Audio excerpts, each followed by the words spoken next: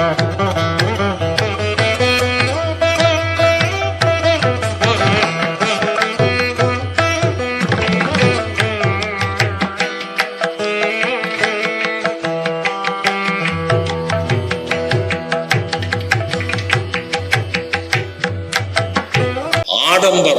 கோயிலே இருக்கக்கூடாது, குடும்பத்திலே இருக்கக்கூடாது. அனாவசியமான ஆசைகள் கோயிலே இருக்கக்கூடாது, குடும்பத்திலே இருக்கக்கூடாது. தன் முனைப்பு, ஈகோ, கோயிலுக்குள்ள போயாச்சுன்னா கடவுள் தான் பெரியவர். எனக்கு ஏண்டா முதல்ல பரிவட்டம் கட்டலன்னா குத்துப்பள்ளி வெட்டுப்பள்ளி வரக்கூடாது. வெட்டிக்கிறாங்க இல்ல, முதல் மரியாதை எனக்கு ஏண்டா கொடுக்கலன்னு அடிக்கிறாங்க. நான் தலைவனா அவன் தலைவனாங்கிறான். நீயும் தலைவன் இல்லை, அவனும் தலைவன் இல்லை. ஒரே தலைவன் யாரு? சன்னிதானத்தில் இருக்கிற கடவுள் தான் ஒரே தலைவன். அதே குழப்பம் எங்க வரக்கூடாது? குடும்பத்தில் வரக்கூடாது. சுயநலம் குடும்பத்திலே வரக்கூடாது, கோயிலே வரக்கூடாது. ஆதிக்க மனப்பான்மை குடும்பத்திலே வரக்கூடாது, கோயில். புரியுதா? குடும்பம் கோவில்னு சொன்னா இதுதான் அர்த்தம். கோவில்ல எதெல்லாம் செய்யக்கூடாதோ அதெல்லாம் குடும்பத்திலே செய்யக்கூடாது. கோயில்ல எதெல்லாம் செய்யறோமோ அதெல்லாம் குடும்பத்திலே செய்யணும். இதெல்லாம் கம்பெனில இருந்து கத்துக்க முடியுதா? இது குடும்பம்.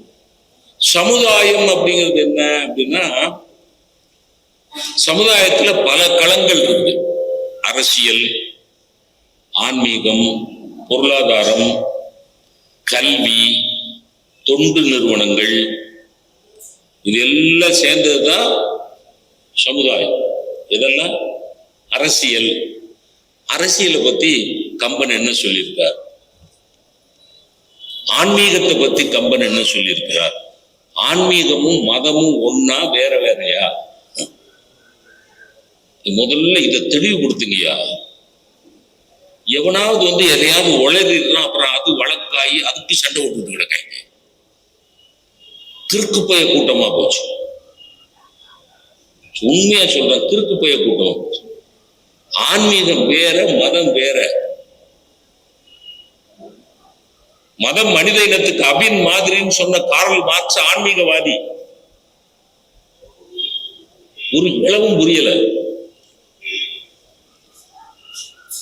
கார்ல் மார்க்ஸ் மதம் அபின் மாதிரி, போதை பொருள்னார். அவர் ஆன்மீகவாதி. பெர்ட்ரண்ட் ரசல் கடவுள் நம்பிக்கை கிடையாது, ஆன்மீகவாதி. மகாத்மா காந்திக்கு கடவுள் நம்பிக்கை உண்டு, ஆனால் மதவாதி அல்ல, ஆன்மீகவாதி. விவேகானந்தருக்கு கடவுள் நம்பிக்கை உண்டு, மதவாதி அல்ல, ஆன்மீகவாதி. புரியுதா? ஆன்மீகத்துக்கு என்ன சொல்லி இருக்கிறார்? அரசியலுக்கு, பொருளாதாரத்துக்கு என்ன சொல்லி இருக்கிறார்? சமுதாயம் சம்பந்தப்பட்ட எல்லா பிரச்சனைகளுக்கும் கம்பனிடத்திலே தீர்வு இருக்கிறது. அப்போ சமுதாயமும் கற்றுக்கொள்வதற்கு அதிகம் இருக்கிறது, குடும்பமும் கற்றுக்கொள்வதற்கு அதிகம் இருக்கிறது. யார் அதிகமா கத்துக்கணும்? அதான் கேட்கணும். எல்லா பிரச்சனையும் இப்படி சொல்லலாமா? இப்ப சில பேருக்கு எல்லா நோயும் இருக்கும். இந்த விவேக் படத்துல ஒரு ஜோக்கு காட்டுவாங்க பாத்தீங்களா? ஒருத்தர் வருவான், உட்காருங்க. உட்கார முடியாது, பைல்ஸ். இந்தாங்க ஐஸ் வாட்டர் குடிங்க. குடிக்க முடியாது, ஈஸ்னோஃபீலியா. இந்த விரல்ல இதை பிடிச்சி தூக்குங்க, தூக்க முடியாது, நகைச்சுத்து. எல்லா நோயும் இருக்கும், எல்லா நோயும் இருக்கும். அப்போ ஒரு நோய் மட்டும் இருக்கிறவன் ஒரு மருந்து வாங்குவான், 10 நோய் இருக்கிறவன் 10 மருந்து வாங்கணும்ல. இப்ப கேள்வி, இந்த தலைப்பை இப்படி மாத்தி போட்டா, இப்போ குடும்பத்துல நோய் அதிகமா இருக்கா அல்லது சமுதாயத்துல நோய் அதிகமா இருக்கா? கம்பன் என்கிற மருத்துவர் இப்பொழுது குடும்பங்களுக்கு அதிகமாக தேவைப்படுகிறாரா அல்லது சமுதாயத்துக்கு அதிகமாக தேவைப்படுகிறாரா? இவ்வளவுதாங்க. இதுக்கு மேல இந்த தலைப்பை என்னால விளக்க முடியாது. அதனால முடிஞ்சவரை சொல்லிட்டேன். எதையுமே முடிஞ்சவரை தானே சொல்ல முடியும், புரியுதுங்களா? படி கூட ஏற முடியாதவங்க போய் இமயமலையில ஏறணும், எப்படி ஏறணும்? என்னால முடிஞ்ச அளவு சொல்லிட்டேன். மறுபடியும் தலைப்பை ஞாபகப்படுத்துறேன். பேச வந்திருக்கவங்க எல்லாம் பெரிய பேச்சாளர்கள். குடும்பமேன்னு பேச வந்திருக்கிறவர் வழக்கறிஞர் சென்னையில ஆக்கோ ராஜாராம். ரொம்ப ரொம்ப அமைதியா பேசுவார், ஆனா ஆழமா பேசுவார். ஏன்னா ஆழமா இருக்கிறவங்க எல்லாம் அமைதியா தான் இருப்பாங்க. கடலோட ஆழத்துக்கு போனீங்கன்னா அலை அடிக்காது, பார்த்துருக்கீங்களா? இந்த அலை அடிக்கிறது பூரா மேலதான் அடிச்சுட்டு கிடக்கும். கடலோட ஆழத்துக்கு போயிட்டீங்கன்னா அலையே இருக்காது. அது மாதிரி ஆழமா பேசுறதுனால அமைதியா பேசுவார். அவங்க அக்ஷயா, அவங்க திருவையாறுல இருந்து வந்திருக்கிறாங்க. சங்கரா டிவியில அவங்க பேசி நான் கேட்டேன், ரொம்ப நல்லா பேசுவாங்க. இவங்க 2 பேரும் குடும்பமே அப்படின்னு பேசுறாங்க. அதாவது குடும்பம் தான் அதிகமா கம்பெனி இருந்து கத்துக்க வேண்டியது 2 பேர். இந்த பக்கம் தம்பி தாமல் சரவணன். 2 பேருக்கு இனிஷியல்ல கோ வருது பாத்தீங்களா? கோனா அரசன் அர்த்தம், ராஜான்னு அர்த்தம். கோவேந்தன். 2 பேரும் பேச்சுல ராஜாக்கள். இவர் கோவன்னா சரவணன், தாமல். வயசு சின்ன வயசு தான், ஆனா ஆன்மீகத்துல அதீதமான ஈடுபாடு. அவருக்கும் கல்யாணம் ஆயிடுச்சு. ஆன்மீகத்துல ரொம்ப வள்ளலார் பேச சொன்னீங்கன்னா 2 மணி நேரம் இடையராது பேசுவார் சார். திருஅருட்பா பத்தி ஆழமா பேசுவார். அவர் வயசு என்னன்னு கேளுங்க. எவ்வளவு வயசு? 29 வயசு. எனக்கு 78 வயசு, 50 வயசு மூத்தவன். அந்த பக்கம் அவங்க தெய்வானை. அது முருகனுக்கு 2 சம்சாரம், ஒன்னு தெய்வானை, ஒன்னு வள்ளி. தெய்வான கல்யாணத்துல இதே கிடையாது. அதனால எங்கேயும் தெய்வான கல்யாணம் தெருக்கூத்தாவோ வில்லு பாட்டாவோ, ஏன்னா அது அரேஞ்சு மேரேஜ். பெத்தவங்களா பார்த்து கல்யாணம், அதுல கிக் இல்லை. எதுல? முருகனுக்கும் தெய்வானைக்கு நடந்த கல்யாணத்துல கிக்கு திரில் இல்லை. ஆனா வள்ளிக்கும் முருகனுக்கு நடந்த கல்யாணத்துல கிக்கு இருக்கு, திரில் இருக்கு. அவ திணைப்போனத்தை காத்துக்கிட்டு இருக்கா, ஏழைன்னு பாடுறா. இவர் கிழவை வேஷம் போட்டு போறாரு, யானை மிரண்டு ஓடியாரு. கேட்கறதுக்கு இன்ட்ரெஸ்டா இருக்கும். அதுல வள்ளி கல்யாணம் தான் பேசுவான். வள்ளி கல்யாணம், வள்ளி திருமணம் தான் சினிமாவா எடுப்பான். ஆனா நம்ம புராணத்துல வர்ற தெய்வானைக்கு வேணா மவுசு இல்லாம இருக்கலாம். ஆனா தமிழ் பேச்சு மேடைகளில் எங்கள் தெய்வானைக்கு தனி இடம் உண்டு. நிதானமா பேசுவாங்க. பொம்பளை பிள்ளைங்க அப்படிதான் பேசணும். அவங்களும் வந்துக்கிட்டு கையை காலை தூக்கிக்கிட்டு ஆவேசமா பேசுறாங்களாம். பொம்பளை பிள்ளைங்க அப்படி பேசக்கூடாது. இதை சொன்னா என்னைய பெண்ணை அடிமைப்படுத்துகிறான்னு. அடிமையும் கிடையாது, புண்ணாக்கும் கிடையாது. ஒரு பெண் எப்படி இருக்கணுமோ அப்படிதான் நிக்கணும், அப்படிதான் பேசணும், அப்படிதான் கையசைக்கணும். நான் சொல்ற புரியுதா? என்ன சொல்றேன்னு புரிஞ்சுக்கணும். அதுக்குதான் கடவுள் ஆண் பெண்ணுன்னு 2ஆ படைச்சார். அமைதியா பேசும், 2 பேருமே அமைதியா பேசும். 4 பேர் அருமையான சபை. இப்போ நீங்க தான் ஆரம்பிச்சு வச்சு இந்த பாருங்க, உங்க 4 பேர்ட்டையும் சொல்லிக்கிறேன், இருக்கிற கூட்டம் போகாம பார்த்துக்க வேண்டியது உங்க பொறுப்பு. கல்கோட்டைக்கு பெயர் போயிருந்த இந்த வேலூர் நகரம் இன்று கம்பன் கட்டிய சொல் கோட்டையை விழா எடுத்து கொண்டாடி கொண்டிருக்கிறது. அந்த கம்பன் கழகத்தாரின் அடிபணிந்து என்னுடைய உரையை நாங்களும் அந்த அகழியை தாண்டி உள்ளே வரலாம் என்று பார்க்கிறோம். உங்கள் அன்பின் ஆழம் அந்த அகழியாக இருந்து எங்களை உங்கள் நெருக்கத்தில் கொண்டு வராமலே தடுக்கிறது. ஆனால் இன்று இந்த புதிய நிர்வாகிகள் எடுத்துக்கொண்ட முயற்சி அந்த அன்பின் ஆழத்தையும் தாண்டி உங்களுக்கு அருகில் கொண்டு வந்து சேர்த்திருக்கிறது. அந்த அன்பின் ஆழத்திற்கு என்னுடைய அடிபணிந்த வணக்கம். எப்போதுமே ஒரு புது ரத்தம் பாய்கிற பொழுது, ஒரு புத்துணர்ச்சி கிடைக்கிற பொழுது அந்த நிகழ்வு மிக சிறப்பாக இருக்கும். அப்படி புதிய நிர்வாகிகள் எல்லாம் சேர்ந்து வேலூர் கம்பன் கழகத்திற்கு புது ரத்தத்தை பாய்ச்சிருக்கிறீர்கள்.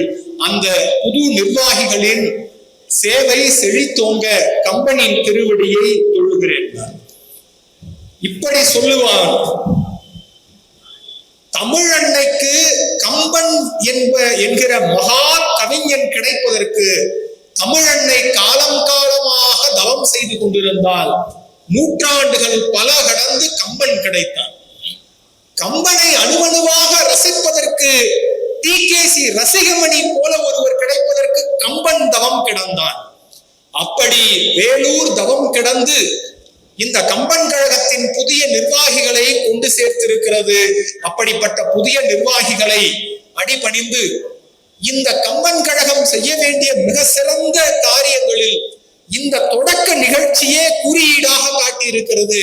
நாங்கள் குடும்பத்தையும் பார்த்து கொள்வோம், சமூகத்திற்கும் செய்தி சொல்வோம் என்கிற அடிப்படையில் இன்றைய சூழலில் கம்பனின் கருத்துக்களை பெரிதும் பின்பற்ற வேண்டியது குடும்பமா சமூகமா என்று குடும்பத்திற்கும் சமூகத்திற்கும் சேர்ந்து செய்தி சொல்லுகிற வேலையை இந்த கம்பன் கழகம், புதிய நிர்வாகிகள் கொண்ட இந்த புதிய கம்பன் கழகம் சேவையை தொடங்கி இருக்கிறது.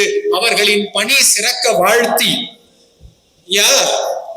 உங்களுக்கு ஒரு மகன் பிறக்கணும் அப்படின்னா அந்த மகன் எப்படி இருக்க வேண்டும் என்று வரம் வேண்டும் என்றால் எப்படிப்பட்ட மகன் வேண்டும் என்று வரம் கேட்பீர்கள்? பெரும்பான்மையான மக்களின் வாக்கு ராமனை போல ஒரு புள்ள பிறக்கணுங்க. ஒரு பொன்னாட்டி கிட்ட போய் கேளுங்க, ஒரு பெண் வரன் பார்த்து கொண்டு இருக்கிற பொழுது உனக்கு கணவன் எப்படிப்பட்டவன் அமைய வேண்டும்னு கேட்டா அந்த பெண் சொல்லுவாள், எனக்கு ராமனை போல கணவன் வேண்டும் என்று கேட்பார். ஒரு தம்பி கிட்ட போய் ஒரு அண்ணன் கிட்டையோ உனக்கு எப்படிப்பட்ட சகோதரன் வேண்டும் என்று கேட்டால் அவன் சொல்லுவான், எனக்கு ராமனை போல ஒரு சகோதரன் வேண்டும் என்று சொல்லுவான். அப்படியே ஒரு பகைவனா ஒருத்தன் இருக்கிறான், அந்த பகைவன் கிட்ட போய் கேளுங்க, உனக்கு யாரை போன்ற பகைவன் வேண்டும் என்று கேட்டால் எனக்கு மன்னிப்பு வழங்குகிற ராமனை போல பகைவன் வேண்டும் என்று சொல்லுவான். அது மகனாக இருந்தாலும் சரி, மணாளனாக இருந்தாலும் சரி, சகோதரனாக இருந்தாலும் சரி, பகைவனாக இருந்தாலும் சரி, ராமனை போல வேண்டும் என்று சொன்ன எங்கள் கம்ப காப்பியத்தில் குடும்பம் தானே உயர்த்தி பிடிக்கப்படுகிறது. அந்த குடும்பம் தானே கற்பதற்கு ஏராளமான பாடல்களை கம்பன் கவிதோறும் நமக்கு காட்டி வருகிறான். சொல்லட்டுமா, இன்னைக்கு எல்லாரும் செய்ய நினைப்பது, செய்ய தவறுவது, நீங்க சொன்னீங்க இல்லையா நியூக்ளியர் ஃபேமிலி அப்படின்னு, அப்பா அம்மா பையன் 3 பேர் நியூக்ளியர் ஃபேமிலி. அவங்க வீட்டுல போய் பாருங்க, 3 டிவி இருக்கும். அம்மா ரூம்ல 1, பப்ளிக் வந்தா பாக்குறதுக்கு ஹால்ல 1, பையனுக்கு தனியா ஒரு ரூம்ல டிவி இருக்கும்.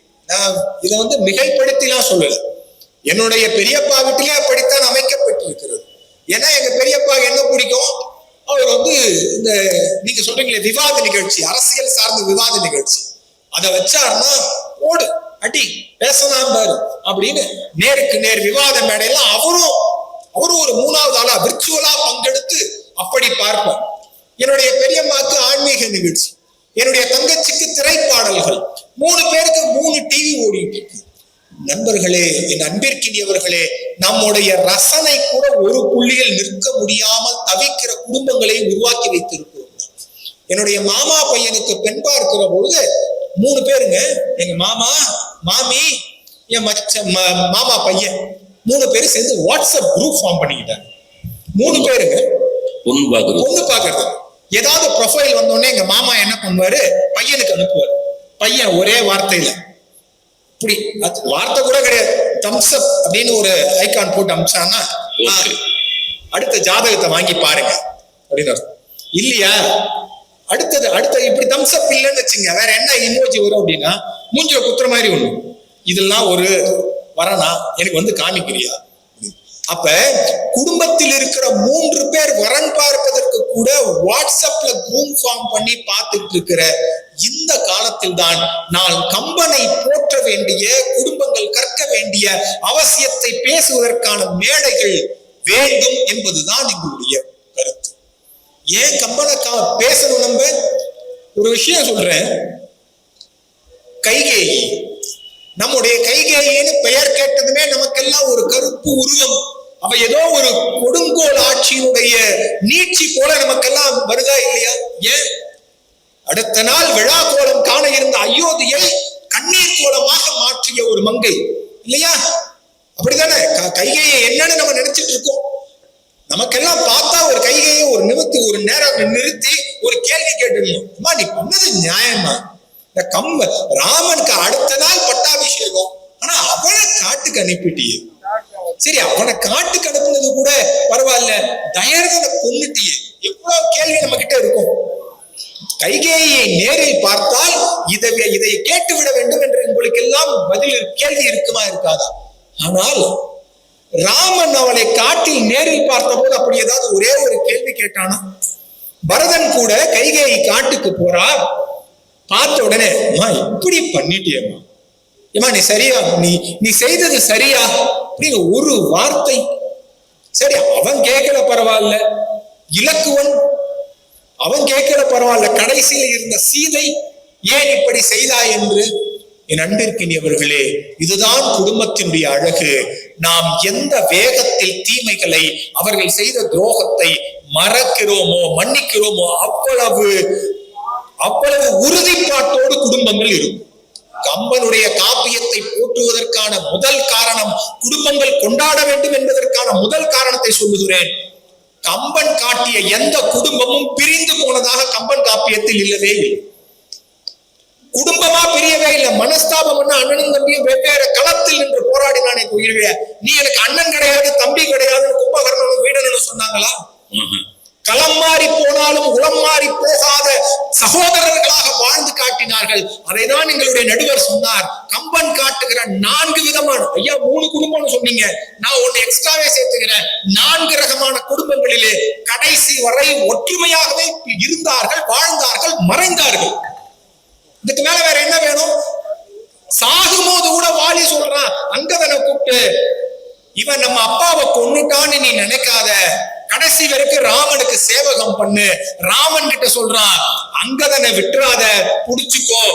சுக்ரீவன் எந்த தப்பு பண்ண, வாலி சொல்றாங்க, யாரு ராமனுடைய அம்பு பட்டு இறந்து கிடக்கிற தன்மையில் வாலி பேசுகிறான். யார் கூப்பிட்டு வந்தது வாலி மேல அம்பு போடுறதுக்கு? சுக்ரீவன் கூப்பிட்டு தானே வந்தான். அந்த சுக்ரீவனுக்காக வாலி பேசுகிறான், ராமா அவன் ஏதாவது சின்ன பையன் தப்பு பண்ணிடுமா, அதனால என் மேல கோபப்பட்ட மாதிரி என் தம்பி மேல கோபப்பட்டுறாத. ரத்த வெள்ளத்தில் கிடக்கிற பொழுது கூட ரத்த சொந்தத்தை மறக்காமல் அவனை உயர்த்தி பிடித்த வானர சகோதரன் வாழ்ந்து காட்டி விட்டு போன செய்தி காப்பியம் குடும்பங்களுக்கு இல்லாமல் சமூகத்திற்கா இருக்கிறது.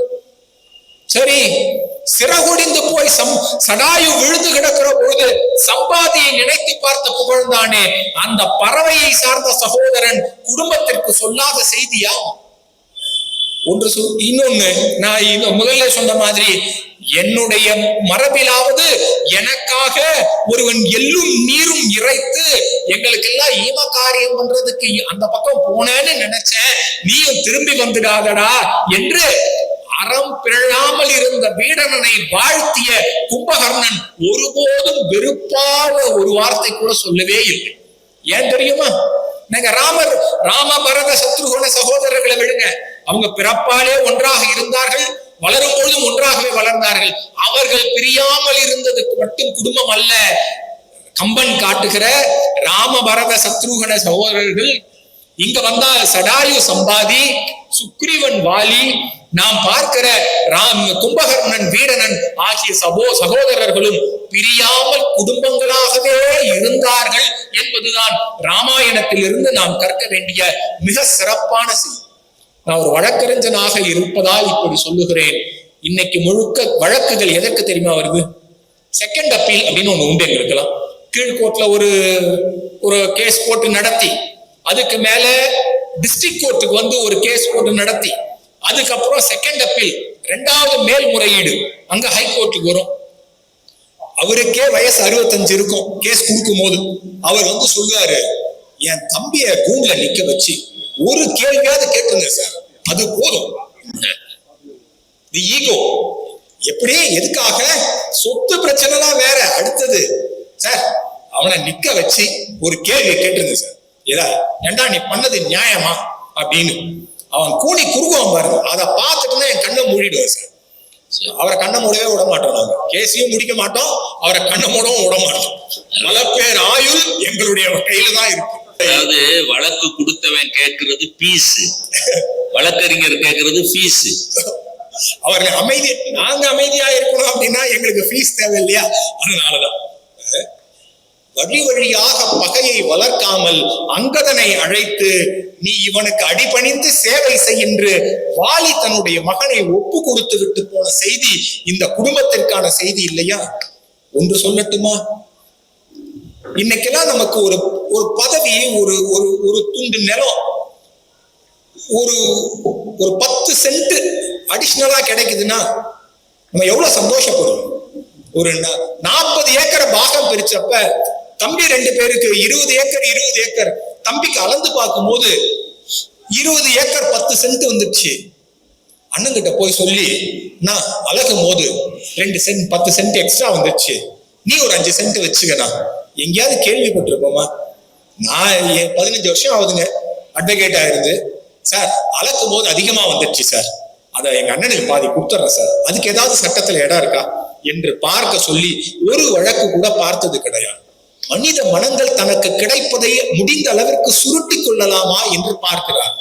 யாரும் பார்க்காத போது நமக்கு ஏதாவது பொக்கிஷம் கிடைத்து விடாதா என்று ஏங்கிக் கொண்டிருக்கிறோம். அந்த தருணத்தில் தான் கம்பன் ஒரு செய்தியை சொல்லுகிறான், பரதன் வடிவில் சொல்லுகிறான். ராமனை அப்புறப்படுத்தி விட்டு அதற்கு அடுத்தது உனக்குதான் அந்த அரியணை என்று சொன்ன போது அதை ஒரு நொடி கூட பரதன் தனக்கானதாக எடுத்துக் கொள்ளவில்லை. இன்னொன்னு சொல்லட்டா, ஒரே ஒரு விஷயம் சொல்றேன், ராமன் இல்லாத அரண்மனையில் தான் இருப்பது கூட தவறென்று பரதன் நினைத்தான்.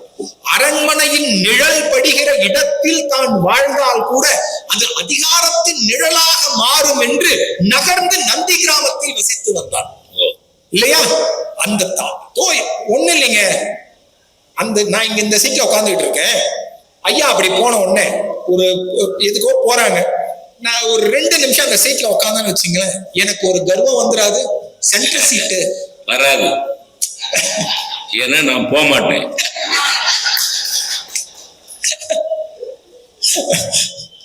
அந்த இப்படி ஒரு ஆசையை வச்சுக்கிட்டு தான் அத்தனை எம்எல்ஏவை அலைகிறான்.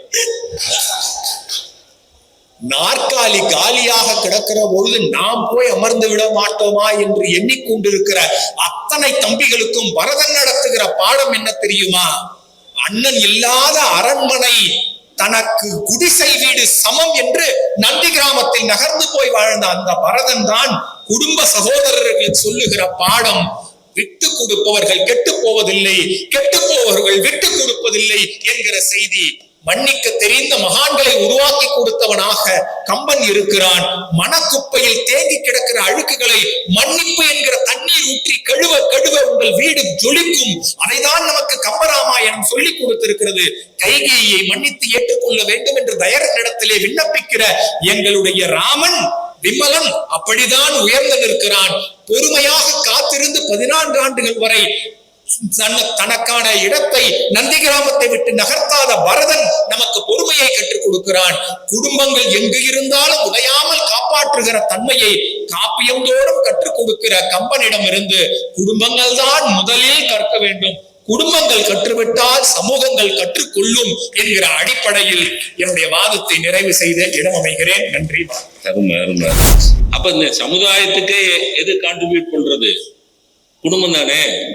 அதுல அண்ணன் தம்பியை தான் முழுக்க 12 நிமிட பேச்சிலையும் அண்ணன் தம்பி உறவை தான் அழுத்தமா சொன்னார். ஏன்னா அண்ணன் தம்பி உறவு தான் மற்ற எல்லா உறவுல இருந்தும் வர்றது. பெற்றோர் பிள்ளை உறவு, கணவன் மனைவி உறவு, எல்லாத்துக்கும் முடிவா வந்து சேர்றது அண்ணன் தம்பி உறவு. அதுக்கு ஒரு இடம் சொன்னார் பாருங்க, அது ரொம்ப அருமையான இடம். வாலிய கொல்றதுக்கு கூட்டிட்டு வந்தது யாரு? ஆளை கூட்டு வந்தது யாரு? அனுமன். ஏற்றுக்கொண்டது யாரு? சுக்ரீவன். சுக்ரீவனோட ஒத்துழைப்புல ராமர் மறைந்து நின்று வாலிய கொல்றார். இப்ப வாலிக்கும் சுக்ரீவனுக்கும் 1000 சண்டை இருக்கு, 1000 மனஸ்தாபம் இருக்கு, 1000 கோபதாபம் இருக்கு. சுக்ரீவனை கொல்லாம விட மாட்டேன்னு சுத்தி சுத்தி அடிச்சவன் யாரு? வாலி. அதுக்கு பயந்துதான் அவன் இரளிய குண்டத்துல போய் பதுங்கி கிடக்குறான் சுக்ரீவன். போதா குறைக்கு சுக்ரீவனோட மனைவியை வேற கவர்ந்து வச்சுக்கிறாரு வாலி அண்ணங்காரு. இவ்வளவு அயோக்கியத்தவரம் பண்ண வாலி, தம்பி மேல அத்தனை கோபமா இருந்த வாலி, ராமபானம் தைத்தவுடன் உடம்பும் உள்ளமும் புனிதமாகி, இந்த ராமபானத்துக்கு அப்படி ஒரு எஃபெக்ட் உண்டு. ராமனோட அம்புக்கு கெட்டவனை கூட நல்லவனாக்கிறான். அப்ப வாலி நல்லவனாகி ராமனிடத்துல ஒரு வரம் கேட்கிறான். அண்ணன் தம்பி உறவோட உச்சம் அது. ராமனிடத்துல வாலி என்ன வரம் கேட்டான்? அது அழகா சொன்னார். என்னைய கொல்றதுக்கு உன்னைய கூட்டு வந்தவன் என் தம்பி தான். அவன் நல்லாவே இருக்க மாட்டான், நாசமா போயிடுவான். நம்மனா அப்படிதான் பேசுவோம். புழுத்துத்தான் ஜாவான், குஷ்டம் வந்துடும். யாருக்கு? சுக்ரீவனுக்கு. அவன் என்ன கேட்டான் தெரியுமா? ராமா, என் தம்பி சின்ன பையன், கொஞ்சம் குடிப்பழக்கம் உள்ளவன். கொஞ்சம் இல்லை, நல்லாவே குடிப்பான். சுக்ரீவன் கொஞ்சம் குடிப்பழக்கம் உள்ளவன், நல்லாவே குடிப்பான். நான் இப்ப இறந்து போன பிறகு என் தம்பி கொஞ்சம் முன்ன பின்ன ஏதாவது தப்பு தண்டா பண்ணிட்டா ராமா, தயவுசெய்து என் மேல போட்ட அம்ப அவன் மேல போட்டுறாத அப்படின்னு தன்னை கொல்றதுக்கு ஆள் கூட்டிட்டு வந்த ஆளை கூட்டு வந்த தம்பியை காப்பாத்துன்னு ராமனிடத்துல வேண்டுகோள் வைக்கிற அண்ணன் இருக்கான் பாருங்க. உச்சபட்சமான அறிவுரை. அதே மாதிரி மகன்கிட்டே அப்படிதான் சொல்றாரு. நீ அவனை பரம்பொருள்னு கருதிக்கோ.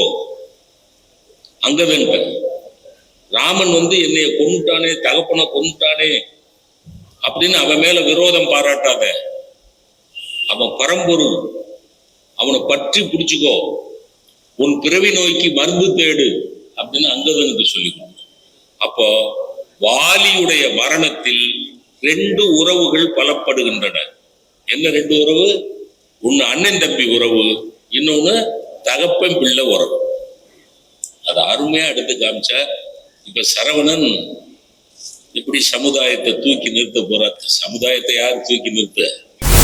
செங்கையில் மான் தூக்கி, செங்கையில் மான் தூக்கி, சிவந்த மழு தூக்கி, அங்கத்தில் ஒரு பெண்ணை அனுதினமும் தூக்கி, திங்களை கங்கையை கதித்த சடையில் தூக்கி, அங்குமிங்கும் தேடி எவரும் கண்டிராத காலை தூக்கி, ஆடும் தெய்வமே என்னை கை தூக்கி ஆள் தெய்வமே. பேரன்பிற்குரிய நடுவர் அவர்களுக்கும், வாதாட வந்திருக்கிற பேச்சாளர் பெருமக்களுக்கும், கம்பன் கடகத்தின் இந்த இனிய பட்டிமன்றத்தை ஞாயிறு என்கிற விடுமுறையையும் கடந்து இதை ஒரு தமிழ் மாலையாக மாற்றுவதற்காக வந்து அமர்ந்திருக்கிற சுவிஞ்சர் பெருமக்கள் அத்தனை பேருக்கும் என்னுடைய அன்பு கலந்த வணக்கங்கள். அதாவது நான் கேள்விப்பட்டிருக்கேன், பக்கத்து ஊர் தான், வேலூர் பார்டர். இந்த வேலூர்காரங்க ரொம்ப கராரானவங்கன்னு கேள்விப்பட்டிருக்கேன். ஆனா ஒரு பேச்சாளர் எந்த டிசைன்ல பேசினாலும் அங்க கைத்தட்ட மாட்டோங்கிற அளவுக்கு கராரானவங்கன்னு நான் எதிர்பார்க்கிறேன். பரவாயில்ல, அவ்வளவு ஈடுபட்டு மெய் மறந்து அதுதான் கொஞ்சம் பயமா இருக்கு எனக்கு. ஆமா, ரொம்ப அற்புதமான ஒரு தலைப்பு. ஒண்ணும் இல்லைங்க, கம்பனை படிப்பது அதனால் குடும்பத்துக்கு நிறைய விஷயங்கள் கிடைக்குமா, இல்ல சமுதாயத்துக்கு நிறைய விஷயங்கள் கிடைக்குமாங்கிறது தான் பட்டிமன்றம். அவ்வளவுதான். இப்ப யோசிச்சு பாருங்க, வேலூரிலே கம்பன் கழகத்தை புத்துயிராக்கி கொடுத்திருக்கிறார்கள். எதுக்குன்னு நினைக்கிறீங்க? செயலாளர் வீட்டம்மாவுக்கு ஏதாவது கிடைக்கும்னா கிடையாது, பொருளாளர் பிள்ளைக்கு ஏதாவது கிடைக்கும்னா.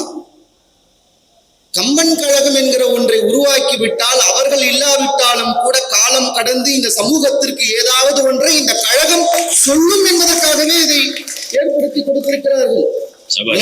கண்ணதாசன் ரொம்ப அழகா சொன்னார். என்னன்னு, காலம் என்னும் ஆழியிலும் காற்று மழை ஊழியிலும் சாகாது கம்பனவன் பாட்டு. ஏன்னா அது குடும்பத்திற்கு எழுதி வைத்ததில்ல, தலைமுறைக்கு எழுதி வைத்த சீட்டு என்று கண்ணதாசன் சொன்னார் என்றால், இதுவே இந்த பட்டிமன்றத்தினுடைய ஒரு ஆணி வேறாக நான் பார்க்கிறேன். அண்ணன் பேசினதெல்லாம் சரிதான். நான் ஒரு ஆசிரியர். இந்த நேரத்தை என் பையன் கிட்ட பேசிட்டு இருந்தேன். டேய், நான் பட்டிமன்றம் போறேன், ஒரு நல்ல தலைப்புடான்னு. என்னங்க தலைப்புன்னு கேட்டான். கம்பன்ல இருந்து குடும்பத்துக்கு நிறைய விஷயம் கிடைக்குதா, சமூகத்துக்கு நிறைய விஷயம் கிடைக்குதான்னா என் பசங்க எல்லாம் சேர்ந்தாப்புல சொன்னாங்க, குடும்பத்துக்கு தான் சார் கிடைக்குதுன்னு மாணவர்களே சொல்லிட்டாரு. எனக்கு ஆச்சரியம் வச்சு, நான் சமூகத்துக்கு பேச வர இவனுங்களே அந்த மைண்ட் செட்ல ஏன்டான்னா, அப்படி என்னடா நீ குடும்பத்துக்கு இருந்து கத்துக்கிற? நீங்க வந்து நான் சமுதாயத்துக்கு பேச போறேன்னு ஒன்னு சொன்னீங்களா? சொன்னதாலதான் அப்படி சொன்னாங்க. அதனாலதான் அதை சொல்லக்கூடாதியா? மாணவன் உனக்கு ஆப்போசிட்டா தான் பேசுவான். ஆப்போசிட்டா பேசினா பரவாயில்ல, நம்ம ஒரு கொஸ்டின் கேட்டா அவன் ஒரு ஆப்போசிட்ல ஆன்சர் வேற எழுதி வைக்கிறாரு, அது ஒரு பிரச்சனை.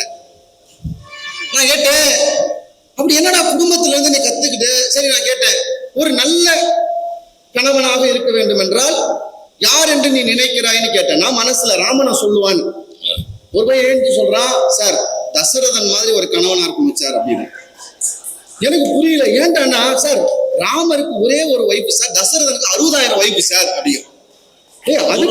அதுல அவன் ஏன் நல்ல கணவன்னா, நம்மெல்லாம் ஒன்ன வச்சுக்கிட்டே சண்டை சச்சரவு, அவன் 60,000 வச்சுக்கிட்டு சண்டை சச்சரவு இல்லாம மேனேஜ் பண்ணிருக்கான் பாருங்க. அவன் ரொம்ப நல்ல கணவன். அதேதான் ரொம்ப அழகா சொன்னா, சார் ஒண்ணு இருந்ததாலதான் காட்டுக்கு போகும்போது நீ பிரிவினும் சுடுமோன்னு கூடவே ஓடி வந்தது. தசரதர் செத்து போனதுக்கு அப்புறம் பாருங்க, 60,000 பேர் தீயில புகுந்தாங்க, இந்த 3 பேர் வரவே இல்லை. அப்படியே ஆட்சி அதிகாரத்தை அப்படியேதான் இருக்காங்க. இந்த அம்மா காட்டுக்கு நானும் ஒருவன் சண்டை போடுது. ஒரே ஒரு மனைவி இருக்கிறதால தான் இந்த ஆள் சந்தேகப்பட்டாரு. 60,000 பேர் இருந்தா சந்தேகப்பட வர வாய்ப்பு இல்லை பாரு, டைம் இருக்காது பாரு அப்படிங்கிறான். நம்ம ஆளுக்கு எது குடும்பம், எதை கத்துக்கிறதுங்கிறதுல கம்பன் சில நேரங்கள்ல அண்ணன் சொன்னாரு, எல்லாம் சரிதான். இப்ப நான் உங்களே கேட்கிறேன், 2 பிள்ளைகளை கம்பன் காட்டுகிறார். 2 பிள்ளைகளும் தந்தை சொல்மிக்க மந்திரம் இல்லை என்று வாழ்ந்த பிள்ளைகள் தான். ஒருவர் அயோத்தியில இருக்கிற ராமன், இன்னொருத்தன் இலங்கையில இருந்த இந்திரஜித். சார் 2 பேருமே தந்தை சொல்மிக்க மந்திரம் இல்லைன்னு இருந்தவதான். ஆனா அயோத்தி ராமனுக்கு 14 வருஷத்துக்கு அப்புறம் தலைக்கு மகுடம் கிடைச்சது. இந்திரஜித்துக்கு தலையே இல்லாம துண்டா போச்சு, மரணம். இப்ப நான் கேட்கிறேன், எந்த குடும்பத்தின் கருத்துக்களை நான் கம்பனிடம் இருந்து எடுத்துக்கிறது? இந்திரஜித் மாதிரி ஒரு பையனா இருக்கணும்னா எங்க அப்பா என்ன தப்பு வேணாலும் பண்ணுவாரு. வேற ஒரு பொண்ணை கூட்டு வந்து வச்சுக்கிட்டு இவ்வளவுதான் நான் கல்யாணம் பண்ணிப்பேன் பாரு, அவளுக்காக நான் போய் போர் பண்ணணுமா? கேட்பானா இல்லையா? ஆனா எங்க தெரியுமா சார் இங்க இந்த கம்பனுடைய சிந்தனை மாறுகிறது? உன் குடும்பமாகவே இருந்தாலும், உன் தந்தையாகவே இருந்தாலும், சமூகத்துக்கு அறம் செய்யாதவன் என்றால் அவனை பின்பற்றாதே என்பதைத்தான் கம்பர் நமக்கு சொல்ல வருகிறார் என்கிற இடத்தில் தான் இந்த பட்டிமன்றம் நமக்கு ஒரு புரிதலை கொடுக்கிறது. சார் நீங்க யோசிச்சு பாருங்க, கம்பர் காப்பியம் எழுதுறார். வீட்டுக்கு எழுதினாரா, நாட்டுக்கு எழுதினாரா? வீட்டுக்காக எழுதினாரா, நாட்டுக்காக எழுதினாரா? சார் நீங்க கேட்கலாம், உனக்கு எப்படிப்பா தெரியும்? கம்பர் சொல்லியிருக்கிறார், நான் ஏன் எழுதுறேன். கம்பர் சொல்றார், வைத வைவின் மாமரம் ஏழுதுளை எய்த எய்தற்கு எய்திய மாக்கதை. இந்த நல்லவங்க சபிச்சா உடனே பலிச்சிரும்ல, இப்ப இல்ல ஒருவேளை இருந்து சபிச்சா உடனே பலிச்சிரும்ல, அந்த மாதிரி ராமன் ஒரு அம்பு விட்டா 7 மராமரங்களை அவ்வளவு வேகமா தொலைச்சிட்டு போகும்ல, அப்படிப்பட்ட ராமனுடைய கதையை நான் சொல்ல போகிறேன்.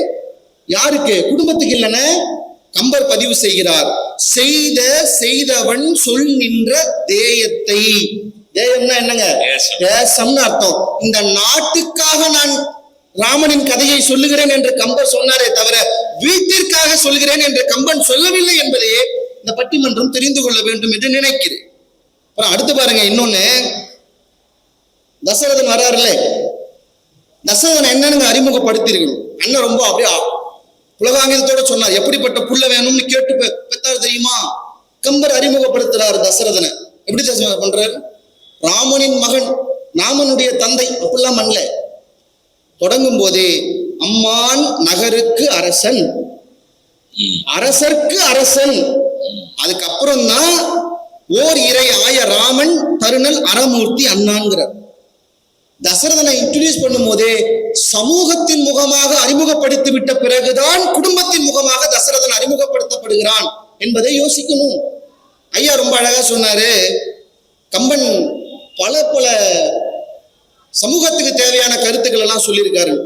எங்கெல்லாம் சொல்லியிருக்காருன்னு பார்க்கும்போது ஆச்சரியமா இருக்குங்க ஐயா. நாட்டை பத்தி சொல்றாரு. சங்க காலத்துல இருந்தே ஒரு நாட்டை அழகா சொல்லணும்னா என்ன தெரியுமா எழுதுவாங்க? சோலை எப்படி இருந்தது, மலை எப்படி இருந்தது, ஆறு எப்படி இருந்தது. கம்பர் இதெல்லாம் எழுதுறாருதான். தண்டலை மயில்களாட தாமரை விளக்கும் தாங்க. ஆனா முதல்ல என்ன தெரியுமா எழுதுறாரு? ஒரு நாடு எப்படி இருக்கணும் கம்பர் எழுதுறாரு. என்னன்னு? ஆசலம் புரி ஐம்பொறி வாளியும் காசு அலம்பு முளையவர் கண்ணெனும் பூசல் அம்பும் நெறியின் புறம் செலா கோசலம்னு எழுதுறார். நீங்க இன்னொன்னு இந்த அவை குறித்து கொள்ள வேண்டும். வால்மீகி சொல்லாத ஒரு கோசல நாட்டை கம்பன் பாடுகிறார். அதான் ரொம்ப அவசியம். வால்மீகி சொன்ன குடும்பத்தை கம்பர் பாடுகிறார். ஆனால் வால்மீகி சொல்லாத ஒரு சமூகத்தை கம்பர் பாடுகிறார். அதுல என்னன்னு சொல்றாரு பாருங்க. ஒரு நாடு எப்படி இருக்கணுமா? பெண்களினுடைய கண்ணு நெறி தவறி போகக்கூடாது அந்த நாட்டுல. ஆண்களினுடைய 5 பொறிகளும் நெறி தவறி போகக்கூடாது அந்த நாட்டுல. அப்படி ஒரு நாடு இருக்கு. அதுதான் கோசல நாடு. அந்த நாட்டுல ஓடுற ஆத்த பத்தி சொல்றேன். அது ரொம்ப நுணுக்கமான பாட்டு சார். அது சரி, நுணுக்கம்லாம் வேண்டாம், நீங்க பேசுங்க. நல்லா கவனிங்க. சில பேர் சொல்லுவாங்க உரை எழுதும் போது, எந்த நாட்டில் ஒரு பெண்ணினுடைய கண் நெறி தவறாமல் இருக்கிறதோ அந்த நாட்டில் தான் ஆடவரினுடைய ஐம்பொறியும் நெறி தவறாமல் இருக்கும். அதெல்லாம் அப்படி ஏத்துக்க முடியாது. பெண் கண் தவறிச்சுன்னா ஆண்கள் ஐம்பொறியும் தவறிடுவாங்களா? நீங்க நல்லா அதான் கம்பன் அழகா காட்டுறார் ஒரு காட்சி. என்ன? சூர்பனகை என்கிற பெண்ணின் கண் தவறியது, ஆனால் ராமன் என்கிற ஆணின் பொறிகள் தவறவில்லை. ராவணன் என்பவருடைய பொறி தவறியது, ஆனால் சீதை என்பவருடைய கண் தவறவில்லை. அப்ப கம்பர் எந்த சமூகத்தை காட்டுகிறார் பாருங்கள். உன் முன்னால் வருகிற ஒரு பெண் கண் தவறினாலும் கூட நீ பொறி தவறாதவனாய், உன் முன்னால் இருக்கிற ஒரு ஆண் பொறி தவறினாலும் கூட உன் கண் தவறாதவனாய், ஒரு நாட்டினுடைய மலை அழகை ஆறு அழகை சொல்லாமல் சமூகத்தின் ஒழுக்கத்தை அழகாக சொன்ன ஒரே கவிஞன் கம்பன் என்றால் இங்கேதான் சமூகத்தினுடைய அழகு இருக்கிறது. இன்னைக்கு சமூகத்துல பெரிய பிரச்சனை என்ன? பாலிடிக்ஸ், அரசியல். சார், பிரைம் மினிஸ்டர் யாரா வராருங்கிறது முடிவாச்சுன்னா மாநில அரசு வயிற்றுலாம் புளிய கரைக்கும். ஏன்? நம்ம கூட்டணி வச்ச கட்சி பிரதம மந்திரியா உட்கார்ந்தா இவங்களுக்கு சந்தோஷம். கூட்டணி வைக்காத கட்சி பிரதமரா நின்னா இவங்களுக்கு பிரச்சனை, பல பிரச்சனை. ஆனால் கம்பன் பாருங்க, இந்த பெடரலிசம் ஆங்கிலத்திலே சொல்லுவார்கள். பெடரலிசம்னா என்னன்னா கூட்டாட்சி அப்படின்னு தமிழ்ல சொல்லலாம். தலைமையில யார் ஒருத்தர் ஆட்சி செய்யறாரோ அந்த ஆட்சி எல்லா மாநிலத்துக்கும் சுகமான ஆட்சியா இருந்தாதான் அதுக்கு பேர் கூட்டாட்சி. அதுதான் பெடரலிசம் என்று இந்த இந்திய அரசு சொல்கிறது. இந்த பெடரலிசம்ங்கிறத யார் கண்டுபிடிச்சதுன்னா பிரான்ஸ்கார கண்டுபிடிச்சாங்கிறாங்க, அமெரிக்காக்கார கண்டுபிடிச்சாங்கிறாங்க பொலிட்டிக்கல் சயின்ஸ்ல. நான் சொல்லவா, பெடரலிசத்தை முதலாக அழகாக சொன்னது கம்பன் தான். கம்பன் தான். எப்படி சொல்றேன் பாருங்க. ராமனுக்கு முடிசூட்ட போறோங்கிற செய்தி அறிவிச்ச உடனே கோசல நாட்டின் சிற்றரசர்கள் எல்லாம் தங்கள் தலையை தடவி பார்த்தார்களாம். ஏன்னா ராமனுக்கு முடிசூட்டப்பட்டால் அது எங்கள் தலைக்கு சூட்டப்பட்ட முடி என்று தங்கள் தலையை தடவி பார்த்துக் கொள்கிறார்கள் என்றால், எப்போது இந்த இந்திய மண்ணிலே பிரதமர் ஆட்சி ஏறுகிற போது ஒவ்வொரு முதலமைச்சர்களும் நானே ஆட்சி ஏறுகிறேன் என்று நினைக்கிறார்களோ அதுதான் கூட்டாட்சி. அதை கம்பன் காட்டுகிறார். அதை கம்பன் காட்டுகிறார். அதை விட ரொம்ப முக்கியம் யாரு? அவரு மகனுக்கு முடிசூட்டுறதுக்கு கூட எல்லாரையும் கூப்பிட்டு ஆலோசனை கேட்கிறாரு பாருங்க. அதை யோசிங்க. டைனாஸ்டிங்கிறாங்களே இப்போ. குடும்பாட்சி, கூட்டாட்சி, கூட்டணி ஆட்சிங்கிறானே இப்போ. ஒருத்தனுக்கு அரசியல் தெரியாது, ஆனா எல்லா பேரும் அரசியல் பேசுறாங்க. அதான் அந்த நாட்டுல பெரிய கேடு. ஒருத்தனுக்கும் தெரியும். நீங்க சொல்லலாம் எல்லாரையும் சகோதரன் ஏத்துக்கிறாரு, அப்ப இது குடும்பம் இல்லையான்னு. இல்ல, கம்பர் எது தெரியுமா காட்டுகிறார்? குடும்பத்துக்கு தேவையான கருத்தை கம்பன் சொல்ல வரவில்லை.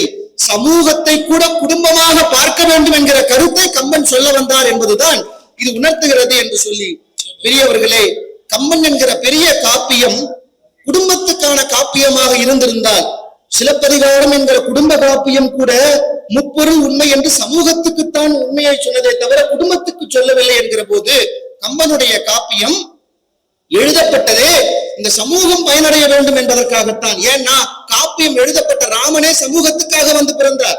ராமாவதாரம் பண்ணும்போது திருமால் என்னங்க சொல்றாரு? தசரதன் புள்ள இல்லாம இருக்கான், நான் போய் பிறக்க போறேன்னு சொன்னாரா? கோசலை மணி வயிற்றுல பிறக்கணும், அதுக்காக நான் போகணும்னு சொன்னாரா? இல்ல.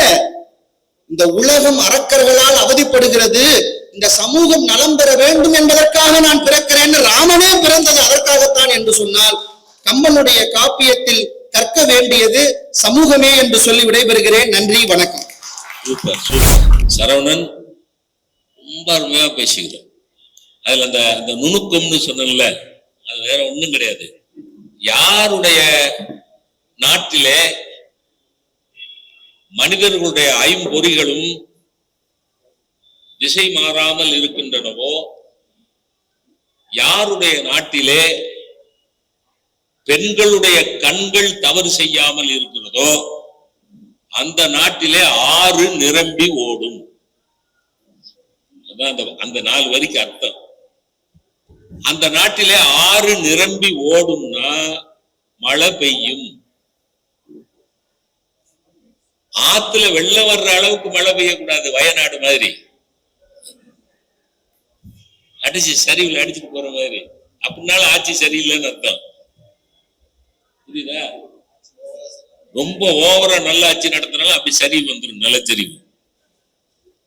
கரெக்டா ஆத்துல தேவையான அளவுக்கு வெள்ளம் ஓடி தண்ணீர் ஓடிச்சுன்னா அந்த நாட்டுல ஒழுக்கம் இருக்குன்னு அர்த்தம். அப்படிப்பட்ட ஒழுக்கமான சமுதாயத்தை தான் அந்த கோசல சமுதாயமாக கம்பன் காட்டுகிறார். பிரமாதமா. அது பெடரலிசம் அப்படிங்கிறது தசரதன் ஆட்சி தான்.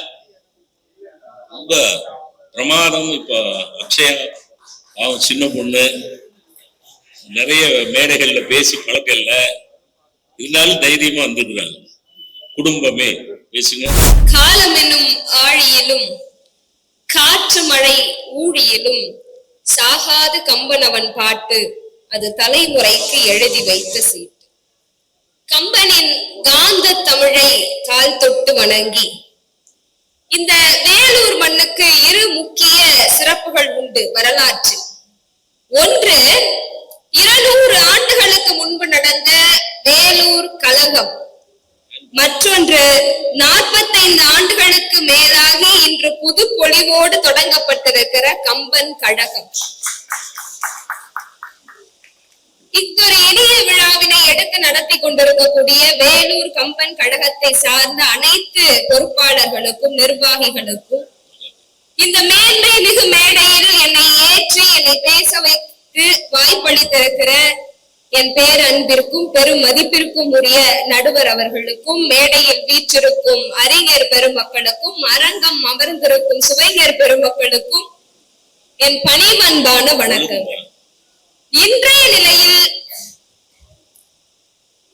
கம்பனிடமிருந்து நாம் கற்றுக்கொள்ள வேண்டியது, கம்பனின் கருத்துக்களை பெரிதும் கற்றுக்கொள்ள வேண்டியது குடும்பமா சமூகமா அப்படிங்கிறது கேள்வி. அண்ணன் சரவணன் அவர்கள் கம்ப காப்பியம் எதற்காக எழுதப்பட்டதுன்னு சொன்னார். ஆம், சமூகத்திற்காக எழுதப்பட்டது. ஆனால் இன்றைக்கு நிலையில் கம்ப காப்பியத்தை அதிகம் கற்க வேண்டிய நிலைமையில் சமூகம் உள்ளதா குடும்பம் உள்ளதாங்கிறது கேள்வி. நான் இப்படி சொல்றேனே, இந்த சமூகத்தில் அறத்தை நிலைநாட்டுவதற்காக, ராவணன் என்ற ஒரு அரக்கனை அழிப்பதற்காக அறம் வழுவாது வாழ்ந்து அவ்வழியிலேயே பிள்ளைகளையும் வளர்த்த பெற்றோர்களும், பெற்றோர் சொல்லை அறவழி நின்று காப்பாற்றிய பிள்ளைகளும், ஆட்சியை விட அன்பு பெரிதென நினைத்த சகோதரர்களும், ஒழுக்கத்தில் உயர்ந்து நின்ற தம்பதிகளும் நிறைந்த ஒரு குடும்பத்தை கட்டமைத்தான் கம்பன். ஆனால் இன்றைக்கு குடும்பங்களிலேயே நீதியை நிலைநாட்ட வேண்டிய இடத்தில் ஒரு காலநிலையில் நாம் இருக்கிறோம் என்பதனால் முதலில் கம்பனிடமிருந்து கம்பனின் கருத்துக்களை கற்றுக்கொள்ள வேண்டிய கட்டாயம் இன்றைக்கு குடும்பத்தில் இருக்கிறது. அண்ணன் அவர்கள் வந்தபோது சொன்னாங்க, 2 பேரும் அப்பா பேச்சதான் கேட்டாங்க. அப்ப யாரை நம்ம நல்ல பிள்ளைன்னு சொல்றதுன்னு கேட்டாங்க. தந்தை சொன்னார் என்பதற்காக ராமன் அவர் பேச்சை கேட்கவில்லை. தந்தை அறத்தை சொன்னார் என்பதற்காக ராமன் அவர் பேச்சை கேட்டார். சிம்பிள். நான் என்ன சொல்றேன்னா, ஒரு பிள்ளை எப்படி இருக்க வேண்டும் என்பதற்கு ராமன் உதாரணம், ஒரு பிள்ளை இப்படி இருக்க வேண்டாம் என்பதற்கு இந்திரஜித் உதாரணம். ஒரு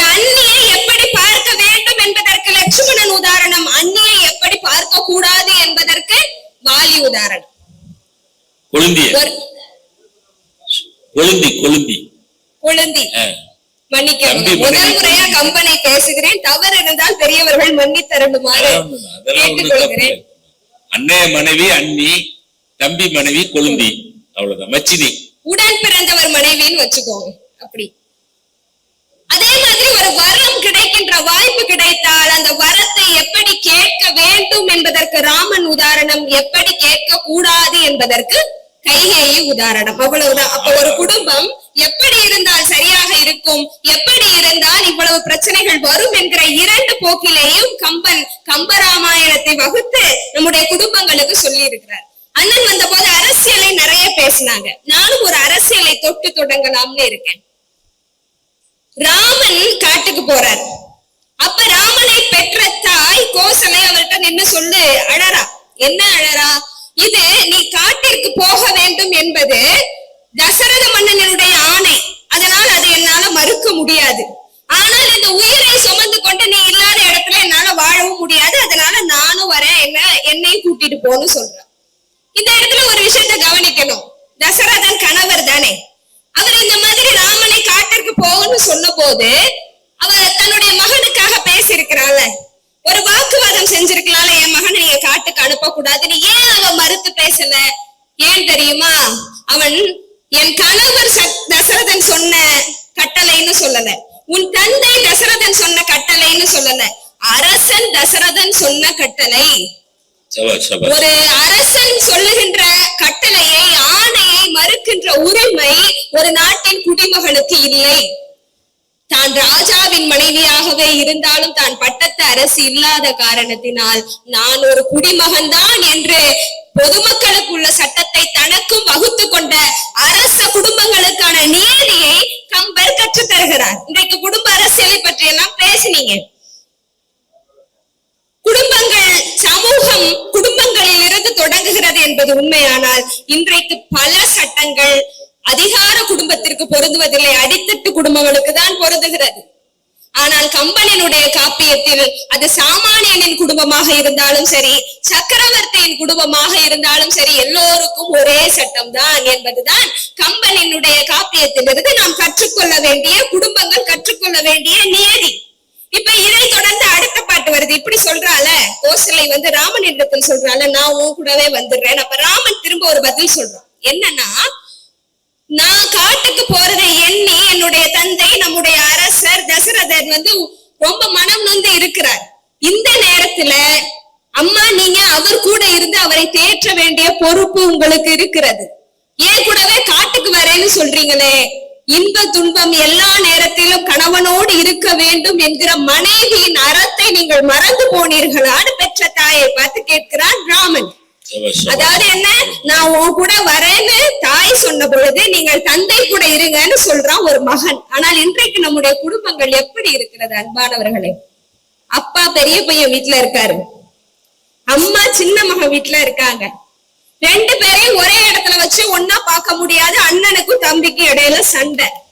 சார், வாழ்நாள் முழுக்க தன் குடும்பத்திற்காகவும் பிள்ளைகளுக்காகவும் ஓடி ஓடி ஓடி ஓய்வெடுக்கின்ற அந்த இறுதி நேரத்தில், தாங்கள் வாழ்ந்த வாழ்க்கையை அசை போட வேண்டிய அந்த நேரத்தில் தாயையும் தந்தையையும் பிரித்து வைக்கிற ஒரு மோசமான நடைமுறையை இன்றைக்கு குடும்பங்கள் செய்து கொண்டிருக்கின்றனவே. இன்றைக்கும் பல கோசலைகள் தசரதனோடு வாழ ஆசைப்படுகிறார்கள், ஆனால் மகன்கள் தான் அதை அனுமதிக்கவே இல்லை. இதெல்லாம் குடும்ப நலம் எப்படி இருக்க வேண்டும் என்பதற்கு கம்பன் நமக்கு காட்டுகின்ற நுணுக்கமான செய்தி. அப்ப அப்பா அம்மாவை எப்படிங்க பாத்துக்கணும் அப்படின்னா, சிரவணன் கதை மூலமாக சொல்கிறார். கண் தெரியாத தன் தாய் தந்தையருக்கு தண்ணீர் எடுக்க சிரவணன் போறான். அப்ப தசரதன் தெரியாம அம்பு விட்டு ரத்த வில்லத்தில் சிரவணன் கிடக்கும் போது தசரதன் போய் தெரியாம செஞ்சுட்டேன்னு சொல்லும் பொழுது சிரவணன் என்ன தெரியுமா சொல்றான்?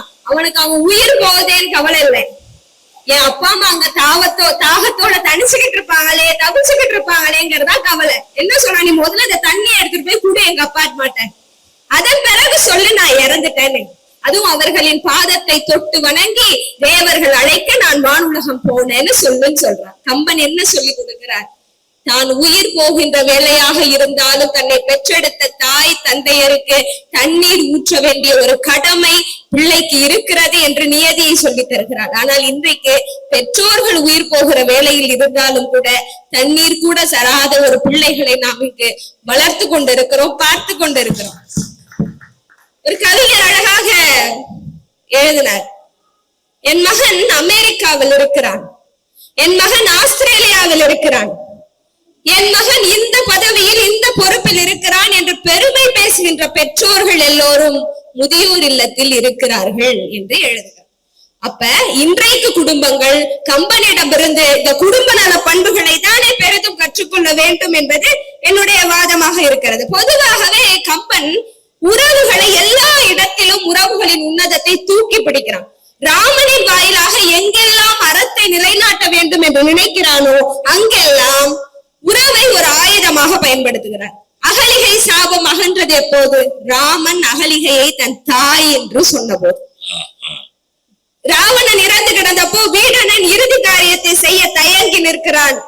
அப்போது ராமன் சொல்கிறான், வீடனா நீ எனக்கு தம்பி, ராவணன் உனக்கு அண்ணன், ஆகையால் ராவணனும் எனக்கு உறவுக்காரன் தான், உன்னை இறுதி சடங்கை நீ செய்யறியா இல்ல நான் செய்யவான் கேட்கிறான் என்று குறிப்பு வருகிறது என்று சொன்னால் பகைவனையும் உறவுக்குள்ள இழுக்கிற ஒரு விஷயத்தை தானே கம்பர் இங்க காட்டுகிறார். அது மட்டும் இல்லைங்க, சஞ்சீவி மலையை கொண்டு வந்து அனுமன் உயிர்களை காப்பாற்றுகிறான். அப்ப என்ன சொல்றாரு, 1000 இசை யோசனை அகலம் உயர்ந்து 1000 இசை யோசனை ஆழ்ந்த தம்மலை எனும் மாத்திரத்தில் ஒரு கை ஏந்தினான் தாயினன் உலகெல்லாம் தவழ்ந்த சீர்த்தியன்கிறான். ஏன்னு சொல்ற ஒரு நிமிஷத்துல அந்த மலையை அப்படி தூக்கி நிறுத்தின அனுமன் என்று சொல்லுகிற பொழுது அவனை வீரன் என்று சொல்லி இருக்கலாம், என்ன வேணாலும் புகழ்மொழி சொல்லி இருக்கலாம். ஆனால் தாயினன் என்று ராமன் சொல்கிறான். ஏன் தெரியுமா? உசுரை கொடுப்பவள் தாய். அன்றைக்கு அங்கு இறந்து கிடந்த அத்தனை பேருக்கும் உயிரை கொடுத்தவன் அனுமன் என்கிறார். அவனை தாய் என்பதை விட ஒரு உன்னத வார்த்தையை சொல்லி உயர்த்த முடியாது என்பதற்காக சொல்கிறார்.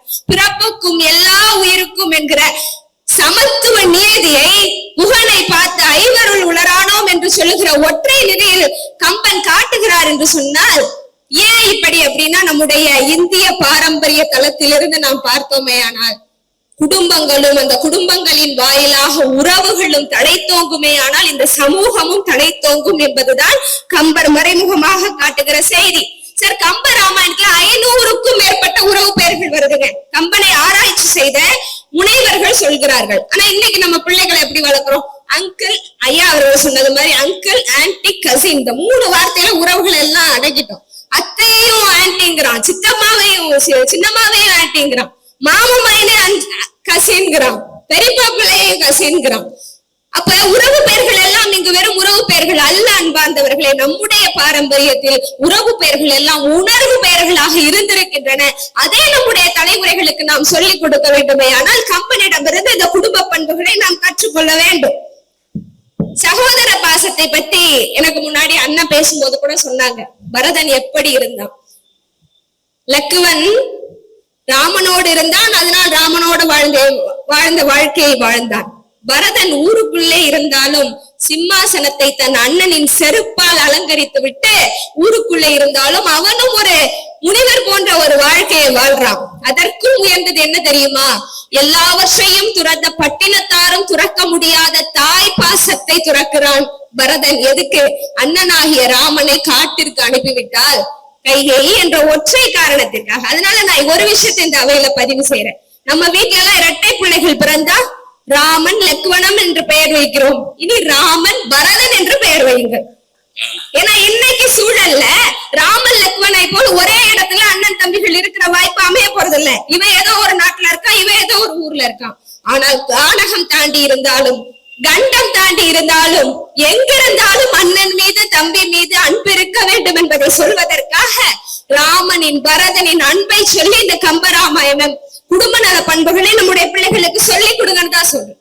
சார், வீடனன் இருக்கான் சார், அறத்தின் பக்கம் நிற்க வேண்டும் என்பதற்காக ராமனிடத்துல ஓடி வந்து ராமனுக்கு துணையா நிற்கிறான். எல்லாவற்றிற்கும் ராமனுக்கு துணையாக இருக்கிற வீடனன் ராவணன் முதுகிலே இருக்கிற புறப்புண்ணை பார்த்து அதை இடிந்து ராமன் பேசுகிற பொழுது அப்ப அவனுக்கு அதை பொறுக்க முடியல.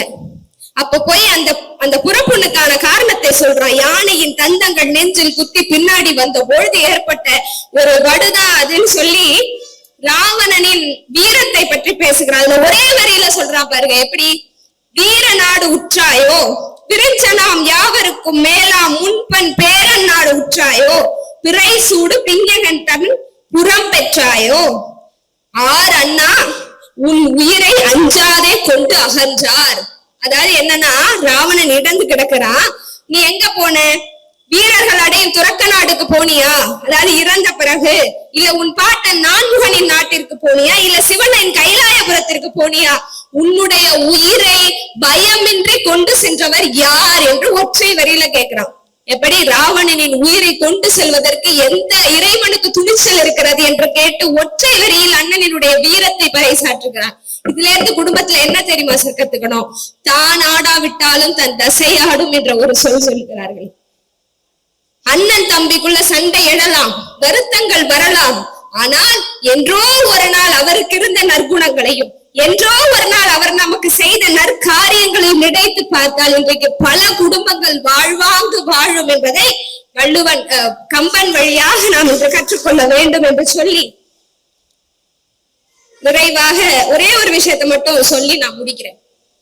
ஐயா அவர்கள் தொடக்கத்திலேயே சொன்னது மாதிரி பிஞ்சு குழந்தைகளிடம் இச்சையை தீர்த்து கொள்கின்ற ஒரு நிலைமை இங்கே இருக்கே, அதை சமூக பிரச்சனை என்று ஐயா பேசினார். ஆனால் அதிலும் வருத்தம் என்ன தெரியுமா?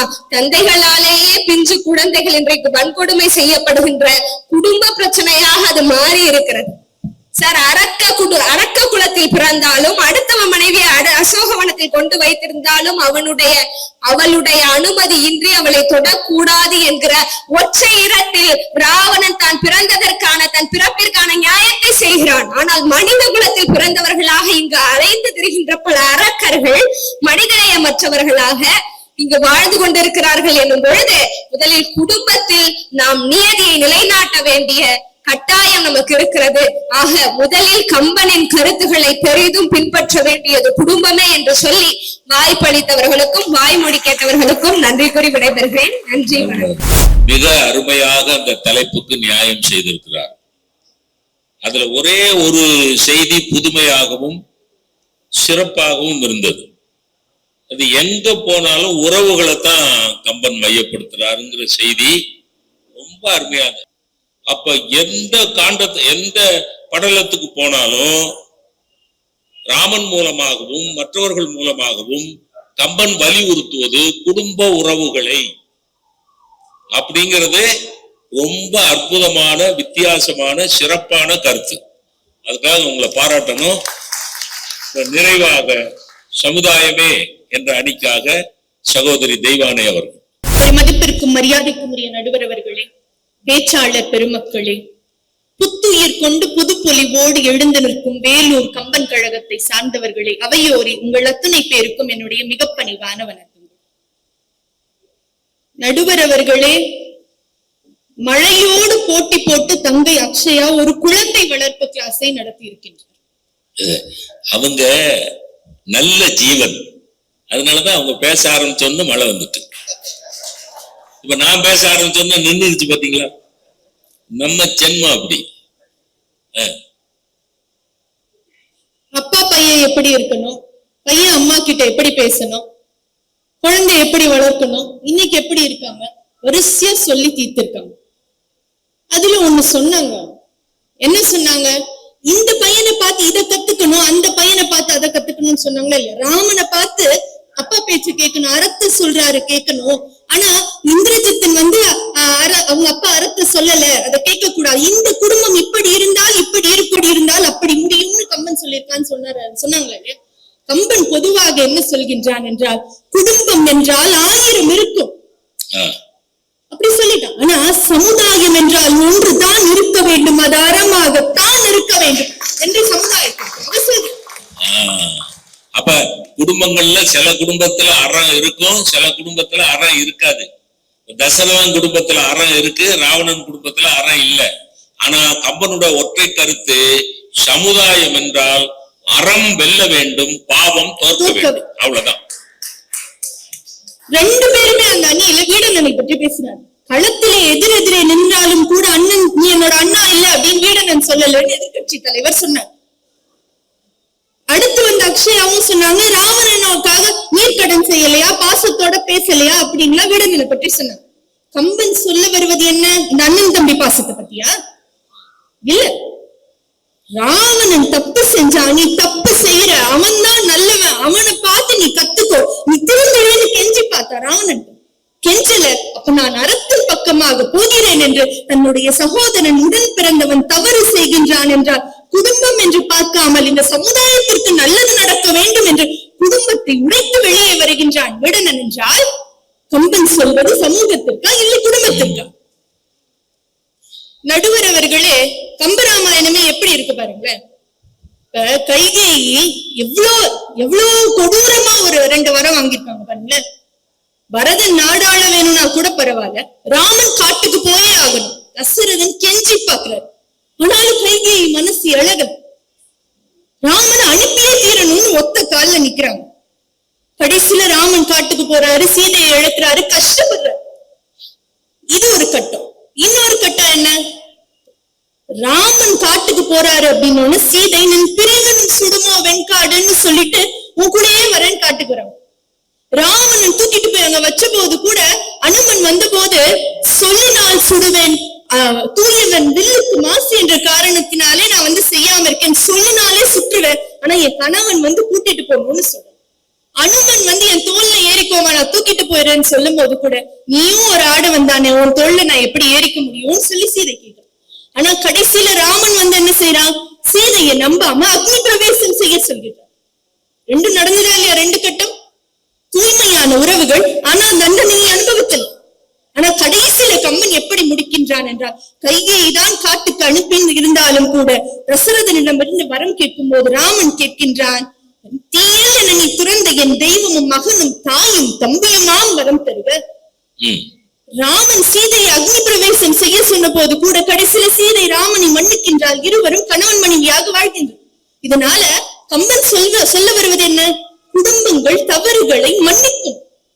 ஆனா சமுதாயம் அப்படி கிடையாது. சுக்ரீவனின் மனைவியை ஆசை கொண்டு சிறை வைத்திருந்த வாலி வதம் செய்யப்படுகின்றான். சீதை மீது மோகம் கொண்டிருந்த ராவணன் மாண்டு போகின்றான். அப்ப 10 தலை கொண்ட ராவணனாக இருந்தாலும் சரி, மகாபாரதத்தை எடுத்துக்கொண்டால் பீஷ்மரும் துரோணாச்சாரியாரும் பக்கத்திலே இருந்தாலும் கூட சரி, ஒரு பெண்ணுக்கு நீ தீங்கு இழைத்தாய் என்றால் நீ மாண்டு போவாய் என்ற சமுதாய அறத்தை தான் இந்த காப்பியங்கள் சொல்கின்றன.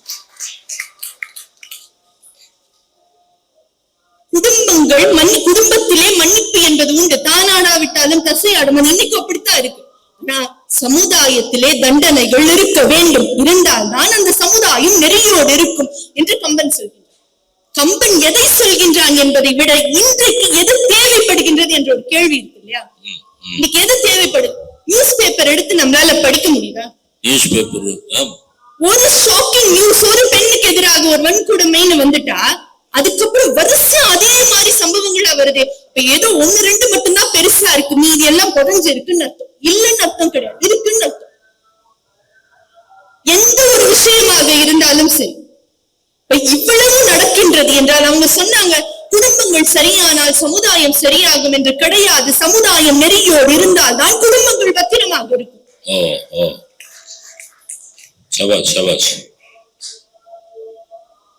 அதைத்தான் கம்பன் காட்டுகின்றான். நல்லா யோசித்து பாருங்க, ராவணன் அழிந்ததற்கு யார் காரணம்?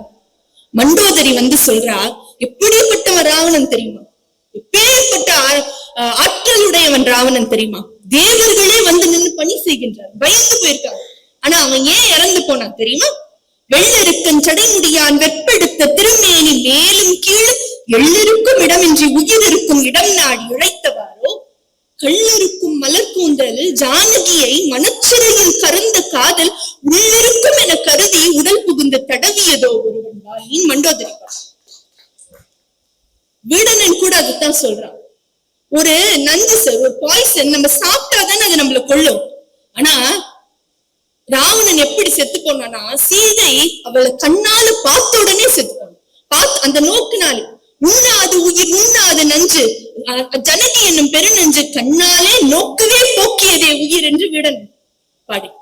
அப்ப 10 தலை கொண்ட ராவணனாக இருந்தாலும் சரி, பெண்ணுக்கு மாறாக இந்த சமுதாயத்திலே எவர் ஒருவர் எழுந்து நின்றாலும் அவர் மாண்டு தான் போவார் என்ற சமுதாய அறத்தை கம்பன் சொல்கிறார். அதை இன்றைக்கு நாம் பின்பற்ற வேண்டும். இதுதான் நாம் பின்பற்ற வேண்டிய முக்கியமான ஒரு கருத்தாக நான் பார்க்கின்றேன். நடுவர் அவர்களே, இன்னொன்னு உண்டு. ஒருவேளை இதெல்லாம் நடக்குமா அப்படின்னு நம்ம கேட்கலாம். கம்பன் ஆணித்தரமாக சமுதாயத்திற்கு சொல்கின்றான், ராவணன் அவ்வளவு பெரிய ஆளு, தேவர்களே பயந்து வாழ்றான். ஒரு 2 மனுஷங்க வந்து ராவணனை தோற்கடிச்சிட முடியும். 2 மனுஷங்க, ராமன் லக்ஷ்மணன் முடிஞ்சிருமா? முடியுமா? இந்த கேள்வி நமக்கு வரும் இல்ல குடும்பத்துல இருக்கிறதுனால. ஆனா கம்பன் முடியும் என்கின்றான். எப்படி? அதுவும் ஒரு குரங்கு கூட்டத்தை வச்சுட்டு ஒரு கடல்ல கடந்து போய் எங்க இருக்கானே தெரியாத அளவுக்கு இருக்கின்ற ஒரு 2 பேரு அந்த குரங்கு கூட்டம் பூரா அங்கேயும் இங்கேயும் ஓடாம ஒழுங்கா ஓடி இருக்கு பாருங்க. குரங்கு மனசுனா இங்க அங்கேயும் தாவும், சொன்னபடி கேட்காது. ஆனா அங்க இருக்கிற குரங்கு பூரா கரெக்டா பாலம் போட்டிருக்கு, கரெக்டா போயிருக்கு. முடியுமா? இதை நம்ம யோசித்து பார்த்தா இட் இஸ் பாசிபிளா அப்படின்ற கேள்வி வரும். கம்பன் சொல்கின்றான் முடியும் என்று நடத்தி காட்டுகின்றான். என்ன காரணம்?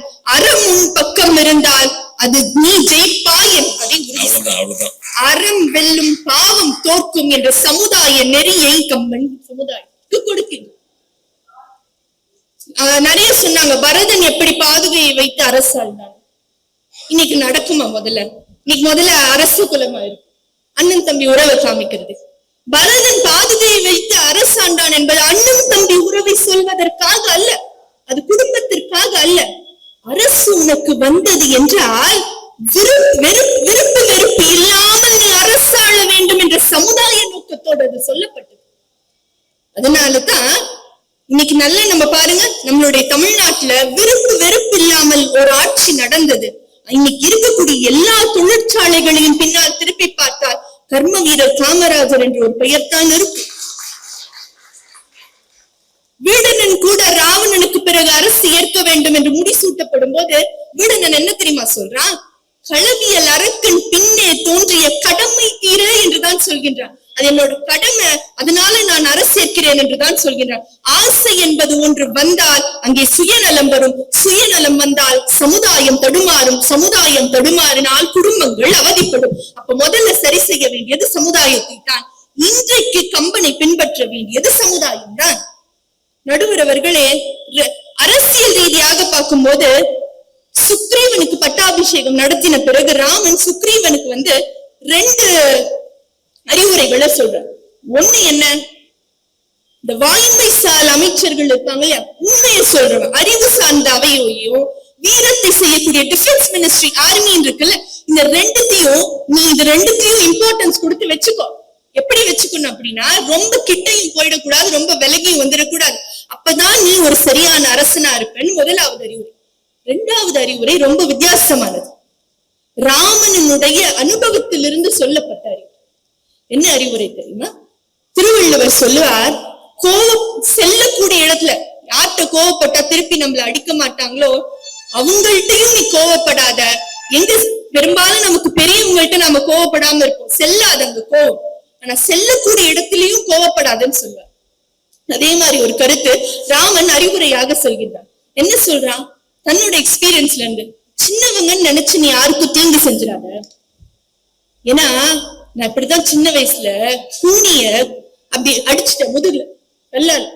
அவ அந்த மனசுக்குள்ளே வச்சிருந்து இத்தனை நாள் நல்லா யோசிச்சு பாருங்க, கூனி இப்படி கூனி போயிருக்கிறவன் அவளுக்கு கூட காலம் வந்தால் பழி வாங்குகின்றாள். அதனால நீ ஒரு அரசராக இருக்கும் போது சின்னவங்க செய்யறாங்க தப்பு, சின்னவங்கன்னு சொல்லிட்டு நீ போய் அவங்களுக்கு கெடுதல் செஞ்சிடாத.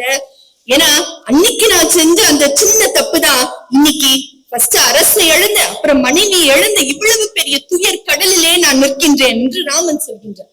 சிறியர் என்று இகழ்ந்து நோவு செய்வன செயல் மற்ற நெறி இகழ்ந்து யானோர் தீமை இழைத்தலால் உணர்ச்சி நீண்டு குறியதாம் மேனியாய கூனியால் குவத்தோளாய் வெறியன எய்தி மொய்தன் வெந்துயர் கடலில் வீழ்ந்தேன் என்று. எப்படி ஒரு அரசு இருக்க வேண்டும் என்பதை கம்பன் மிக தெளிவாக சொல்லி இருக்கின்றான். அதை பின்பற்ற வேண்டிய மிக முக்கியமான காலகட்டத்திலே நாம் இருக்கின்றோம். நடுவர் அவர்களை ஒன்றை சொல்லி நான் நிறைவு செய்கிறேன். இன்னைக்கு தமிழ்நாட்டுல தண்ணியால நிறைய பிரச்சனை உண்டு. எது? தண்ணியால பிரச்சனை. தண்ணியால? நிறைய தண்ணி இருக்கிறதுனால பிரச்சனை. தண்ணீரா தண்ணியா? எனக்கு வித்தியாசம் தெரியல. ரெண்டுக்கு வித்தியாசம் தெரியலையா? மயக்கம் ஏற்றுகின்ற தண்ணீராலே நிறைய பிரச்சனை. தண்ணீரால்? தண்ணியால நிறைய பிரச்சனை. நம்ம ரோட்லயே பார்த்திருப்போம். அன்னைக்கு ஒரு நாள் நான் போகும்போது பார்த்தேன், ஒரு அப்பா அப்படியே பின்னாடி வந்து ஒரு 20 வயசு பையன், 20 வயசு தான் இருக்கும், 20 அந்த பையனை ஏதோ திருடன்னு தூக்கிட்டு போற மாதிரி இப்படி கட்டி பிடிச்சி தூக்க முடியாம அவன் தள்ளாடிட்டு போறான். பார்க்கவே ரொம்ப கஷ்டம். இன்னொரு முறை என்னாச்சு, ட்ரெயினுக்கு போற வழியில, ஸ்டேஷனுக்கு போற வழியில ஒரு தாத்தா ஒருத்தர் உட்கார்ந்து ஒரு நாள் 10 ரூபா கொடுத்தான். அடுத்த நாள் காலில் விடாத குறையா 10 ரூபாய்க்கு வளர. பசி வந்தா கூட மனுஷன் கையேந்ததான் வைக்கும். சில அடிமைத்தனங்கள் மனிதனை மானத்தையும் மரியாதையும் கூட அடகு வைக்க காத்து. இந்த மாதிரி எத்தனை சம்பவங்களை நாம் பார்க்கின்றோம், படிக்கின்றோம். இன்னைக்கு போதைப் பொருள் பத்தி எவ்வளவு நியூஸ் வருது. எல்லாம் குழந்தை, பள்ளி மாணவர்கள், கல்லூரி மாணவர்கள். கம்பன் சொல்லுகின்ற அந்த முக்கியமான அறத்தை, அந்த ஒரு விஷயத்தை இன்றைய சமுதாயம் பின்பற்ற வேண்டிய கடமையிலே இருக்கின்ற. என்ன விஷயம்? அதை அவங்க சொன்னாங்க, வாலி சுக்ரீவன் கதையை பற்றி சொன்னாங்க. உண்மையிலே வாலி சுக்ரீவனுக்கு கடைசியில சுக்ரீவன் என்ன தப்பு செஞ்சாலும் நீ பாத்துக்கோப்பா அப்படின்னு சொன்னாங்க. ஆனா சுக்ரீவன் தானே மறைஞ்சு நின்று நீ வாலிய கொல்லுன்னு சொன்னார். அங்க அண்ணன் தம்பி உறவு தானே இருந்தது. ஆனா கம்பன் சொல்ல வந்தது அண்ணன் தம்பி பாசத்தை அல்ல. அவன் என்ன சொல்ல வருகின்றான் என்றால், சுக்ரீவன் ஜெயித்த பிறகு, வெற்றி பெற்ற பிறகு கள்ளன் மயக்கத்திலே, குடி போதையிலே அவன் வந்து அங்க இருக்கான், கிடக்கிறான், தன்னுடைய நிலைமை அறியாது இருக்கின்றான். அப்ப அதை வைத்து கம்பன் வந்து சொல்லுகின்றார். என்ன சொல்றாரு? இந்த சமுதாயத்தில் இருக்கின்ற எல்லா பிரச்சனைகளுக்கும் என்ன காரணம்? யார் வந்து தீமை செய்யறான்? யார் வஞ்சகம் செய்கின்றான்? யார் பொய் சொல்றான்? யார் திருடுறான்? யார் தன்னுடைய கொள்கையில் இருந்து மாற்று கொள்கையாக இருக்கின்றார்? யார் இதற்கெல்லாம் காரணம் என்றால், கள்ளின் அடிமைக்கு ஆளாக்கப்பட்டவர்கள் தான் காரணம். என்ன என்ன அவங்க தன்னுடைய உடலை மட்டும் விலை கொடுக்கவில்லை, கடைசியில நரகத்திலே போய் வீழ்வார்கள் என்று கம்பன் எச்சரிக்கின்றான். வஞ்சமும் களவும் பொய்யும் மயக்கமும் மரபியில் கொட்டும், தஞ்சம் என்றாரை நீக்கும் தன்மையும் கழிப்பும் தாக்கும், கஞ்சமெல் அணங்கும் தீரும், கள்ளினால் அருந்தினாரை நஞ்சமும் கொல்வதல்லால் நரகினை நல்காதன்றே என்று கம்பன் முடிக்கின்றார். நடுவர் அவர்களே, நரமுண்டு மறந்தேன் என்று சுக்ரீவன் மயங்கி கிடந்தான், அவனுக்கு கல் உண்ணாதே என்று கம்பன் வந்து அறிவுரை சொல்கிறான். தண்ணியில மிதக்காதன்னு சொல்றான். இதை நிறைய திருக்குறளும் கூட திருக்குறள்ல கூட கல் உண்ணாமைன்னு ஒரு அதிகாரம் இருக்கு. அப்படி பார்த்தால் கம்பன் குடும்பத்திற்கும் சொல்லி இருக்கின்றான், சமுதாயத்திற்கும் சொல்லி இருக்கின்றான். அவர் சொன்னார், பையன் வேணும்னா யாரு மாதிரி பையன் வேணும்? ராவண மாதிரி பையன் வேணும்னு கேக்குறாங்க. அப்ப குடும்பம் நல்லா தானே இருக்கு. ராவணன் மாதிரி பையன் வேணும்னு கேட்டாதானே குடும்பம் தப்பா இருக்குன்னு அர்த்தம். குடும்பம் நல்லா தானே இருக்கு. ஆனா இன்னைக்கு சமுதாயம் என்பது ஒன்று, பெண்ணுக்கு எதிராக நிறைய குற்றங்கள் நடக்கின்றது. இதை நீ செய்தால் நீ மாண்டு போவாய் என்ற முதலாவது எச்சரிக்கை. 2வது, கள்ளுண்டால் நிறைய தவறுகள் நடக்கும், அதை குறைக்க வேண்டும் என்ற கம்பனின் 2 பெரும் எச்சரிக்கைகளை இன்றைய சமுதாயம் பின்பற்ற. நிறைவாக பேசின தெய்வானை ரொம்ப அருமையா, அதுவும் 2 காமராஜரை நினைவுபடுத்தினாங்க பாருங்க. அது ரொம்ப நல்ல கரெக்டான வேலை. ஏன்னா யார் நல்ல தலைவன் தெரியுமா?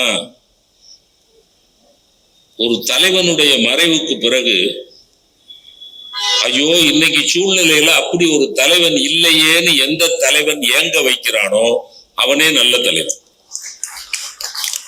அதான் டெபினிஷன். இருந்தாலும் மறைந்தாலும் பேர் சொல்ல வேண்டும், இவர் போல யார் என்று ஊர் சொல்ல வேண்டும். அதுதான் ஒரு நல்ல தலைவனுக்கான அடையாளம். காமராஜர்லாம் உங்களுக்கு ஒரு அவங்க நினைவுபடுத்தினதுனால சொல்றேன். சிறையில 9 ஆண்டுகள் முதலமைச்சரா இருந்திருக்கிறார், 9 ஆண்டுகள் ஜெயில இருந்திருக்கிறார். இப்பெல்லாம் நம்ம ஆளுகளை அரெஸ்ட் பண்றதுக்கு முன்னாடியே விடுதலை செய்கிறாங்க. அரெஸ்டே பண்ணல இன்னும். எனக்கு ஆச்சரியமா இருக்கு, என்னது இன்னும் கைதே பண்ணல, ஜெயில போய் அடைக்கவே இல்லை, அதுக்குள்ள விடுதலை செய்யுங்கிறாங்களே. ஓ, ஒரு 10-100 பேர் கூடிடுவான். ஏன்னா ஏதாவது கிடைக்கும், சாப்பிட கூப்பிட கிடைக்கும். விடுதலை செய், விடுதலை செய், போலீஸ் அராஜகம் ஒழிக, போலீஸ் கைக்கூலிகள் ஒழிக. அவன் என்னையா பண்ணுவான்? எவன் ஆட்சியில இருக்கானோ அவனுக்கு ஜால்ரா தட்டிட்டு தான் அவன் போகணும். அவனுக்கு வேற வழி என்னையா இருக்கு? இல்லைன்னா அவனை தண்ணி இல்லா காத்துக்கு மாத்துவீங்க. யாரோ ஒரு எஸ்பி நியாயம் பேசினாருன்னா என்ன பண்ணுவீங்க? Very good SP, very good, keep it up அப்படின்னு சொல்லுவீங்களா? அவனை தூக்கி எங்கேயாவது கமுதி பக்கம் கொண்டு போய் போட்டுருவீங்க, பனிஷ்மெண்ட் ஏரியா. அவன் அங்க தண்ணி இல்லாம சாவணும். தண்ணி இல்லாமனா இவங்க அங்கேயும் தண்ணி கிடைக்கும்,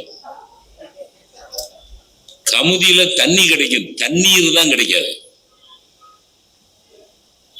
அவரு ஜெயில இருக்கிறாரு. அவர் உயிருக்குயிரா நேசித்து வளர்த்த பாட்டி சாவ கிடக்குறாங்க. காமராஜர் வரலாற்றுல பாட்டி சாக கிடக்குறாங்க. அப்ப பிரிட்டிஷ் அதிகாரி சொல்றார்,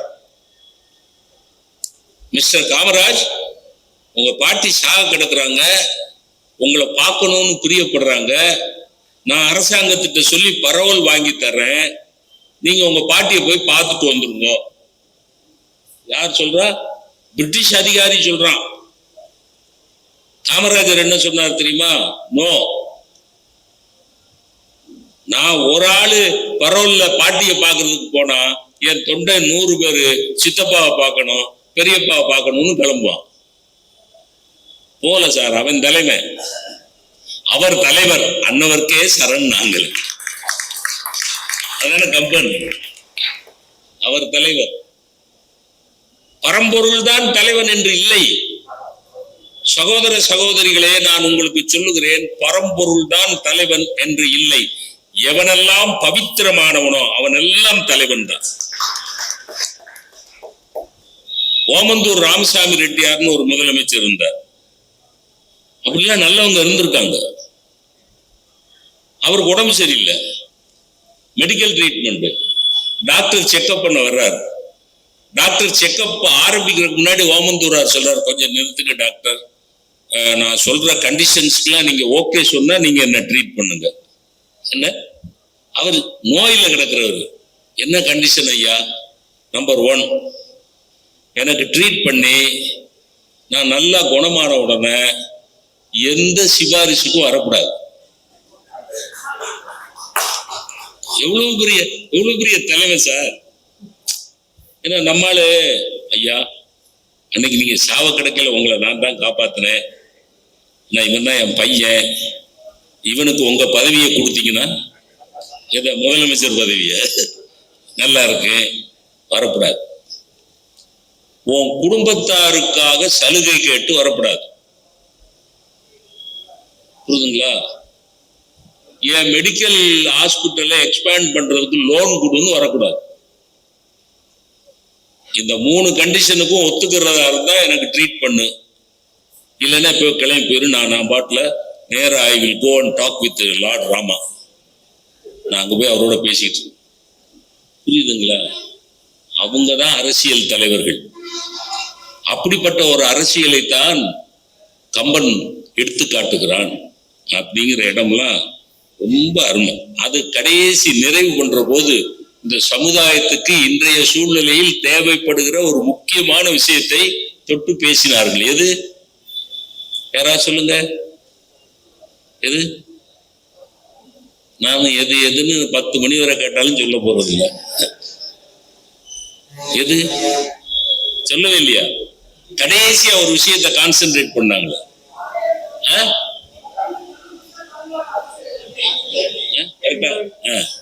கள்ளு குடிக்கிறது, சாராயம் குடிக்கிறது, டாஸ்மாக். இந்த சூழ்நிலையில சொன்னா டாஸ்மாக். அதை பத்தி கம்பன் எவ்வளவு அருமையா பேசிக்கிறார். சுக்ரீவனை வச்சு கள்ளு குடிச்சா எவ்வளவு நஷ்டம் வரும்னு காட்டியிருக்கார். சுக்ரீவனை வச்சு போதை பழக்கத்துக்கு அடிமையானா எவ்வளவு நஷ்டம் வரும் அப்படின்னு காட்டியிருக்கார். விபீடனை வச்சு போதை பழக்கத்துக்கு ஆளாகாட்டா எவ்வளவு பெருமை வரும்னு காமிச்சிருக்கார். கள்ளு குடிக்கிற பழக்கம் உள்ள சுக்கிரீவன் சிறுமைப்பட்டான், கள்ளு குடிக்காத வீடனன் பெருமைப்பட்டான். 2ஐயும் காட்டுறார். 2 பாத்திரங்களை படைத்து கள்ளு குடிக்காதீங்கோ ஃபாலோ பண்ணியிருக்கோம். லைட்லாம் போட்டு பொங்கல் தீபாவளிக்கெல்லாம் பார்த்தீங்கன்னா டாஸ்மாக் கடையில சீரியல் லைட்லாம் போட்டு வாங்கோ. ஏதோ நான் கூட ஒரு நாள் கோயிலோன்னு நினைச்சு உள்ள போயிட்டேன். ஏன்னா லைட்டு கீட்டு விநாயகர் படம்லாம் சீரியல் அப்படி வந்துட்டு இருக்கு. விநாயகர் என்ன பண்றாரு, சீரியல்ல போட்டாங்க விநாயகர் தும்பிக்கை அப்படி தூக்கிட்டு வா வா, எங்க டாஸ்மாக் கூப்பிடுறாரு வா. நான் சரி விநாயகர் கோயில் போல் இருக்கு, உள்ள போனா அவன் பயங்கரமா நிக்கிறான். அதுல என்கிட்ட படிக்கிற பய ஒருத்தன் நிக்கிறான். அவன் ப்ரொஃபசர் நீங்க எதுக்கு இங்க வந்தீங்க அப்படின்னு திறந்து வச்சு கொண்டாட்டம்னா கொண்டாட்டம். மகாத்மா காந்தி ஜெயந்தி அன்னைக்கு கள்ளுக்கடை டாஸ்மாக் லீவுனா முந்தின 2 நாள்லயே ஸ்டாக் வாங்கி வச்சிடுறாங்க. ஏன்னா காந்தி ஜெயந்தியை பிடிக்காம எப்படி கொண்டாடுறது? ஏங்க என்னங்க நியாயமாங்க? நீங்க அறிவு கிட்டத்தனமா காந்தி ஜெயந்தி அன்னைக்கு கள்ளுக்கடையை மூடுனீங்கன்னா நாங்க காந்தி ஜெயந்தியை கொண்டாடுறது எப்படி? இன்னும் அர்த்தம் கட்டதனமா இருக்கு. அதனால ஒரு 2 நாளைக்கு முன்னாடியே வாங்கி ஒரு நாளைக்கு ஒரு லார்ஜ் அடிக்கிறவன் 3 லார்ஜ் வாங்கி ஸ்டாக் வச்சிருக்கான். இந்த வார்த்தையெல்லாம் எனக்கு எப்படி தெரியும்னு நீங்க யோசிக்க கூடாது. லார்ஜ் ஸ்மாலு பெக்கு என்னையா சரக்கு சப்புன்னு இருக்குங்கிறான். சரக்கு சப்புன்னு இருக்குது. கள்ளு குடிக்காம இருக்கிறது நாட்டுல. எனக்கு ஒரு கேள்வி இருக்கு. நீங்க எல்லா சாராய கடை வாசல்லையும் எல்லா டாஸ்மாக்லயும் என்ன எழுதி வச்சிருக்கான்? குடி உடலுக்கு உடலுக்கு வீட்டுக்கு நாட்டுக்கு கேடு எல்லாம் எழுதி வச்சு எல்லா கடையிலும் எழுதிருக்கு. அதுல லைட்டு கூட போட்டிருக்கோம். எல்லாரும் படிக்கிறாங்க. அதை நானும் ராஜாராமும் போறோம். ராஜாராம் படிக்கிறாரு. ப்ரொஃபசர் ஆனா ஏற்கனவே அங்க போட்டாச்சு. ப்ரொஃபசர் இந்த குறி உடலுக்கு அப்புறம் என்ன போட்டிருக்கு? வீட்டுக்கு நாட்டுக்கு கேடு அப்படின்னு அந்த குடி போதையிலே அவர் கேட்கிறாரு. ப்ரொஃபசர் உடலுக்கு கேடு ஓகே, என் உடம்பு. வீட்டுக்கு கேடு ஓகே, என் வீடு. நாட்டுக்கு கேடுன்னு எழுதி வச்சுட்டு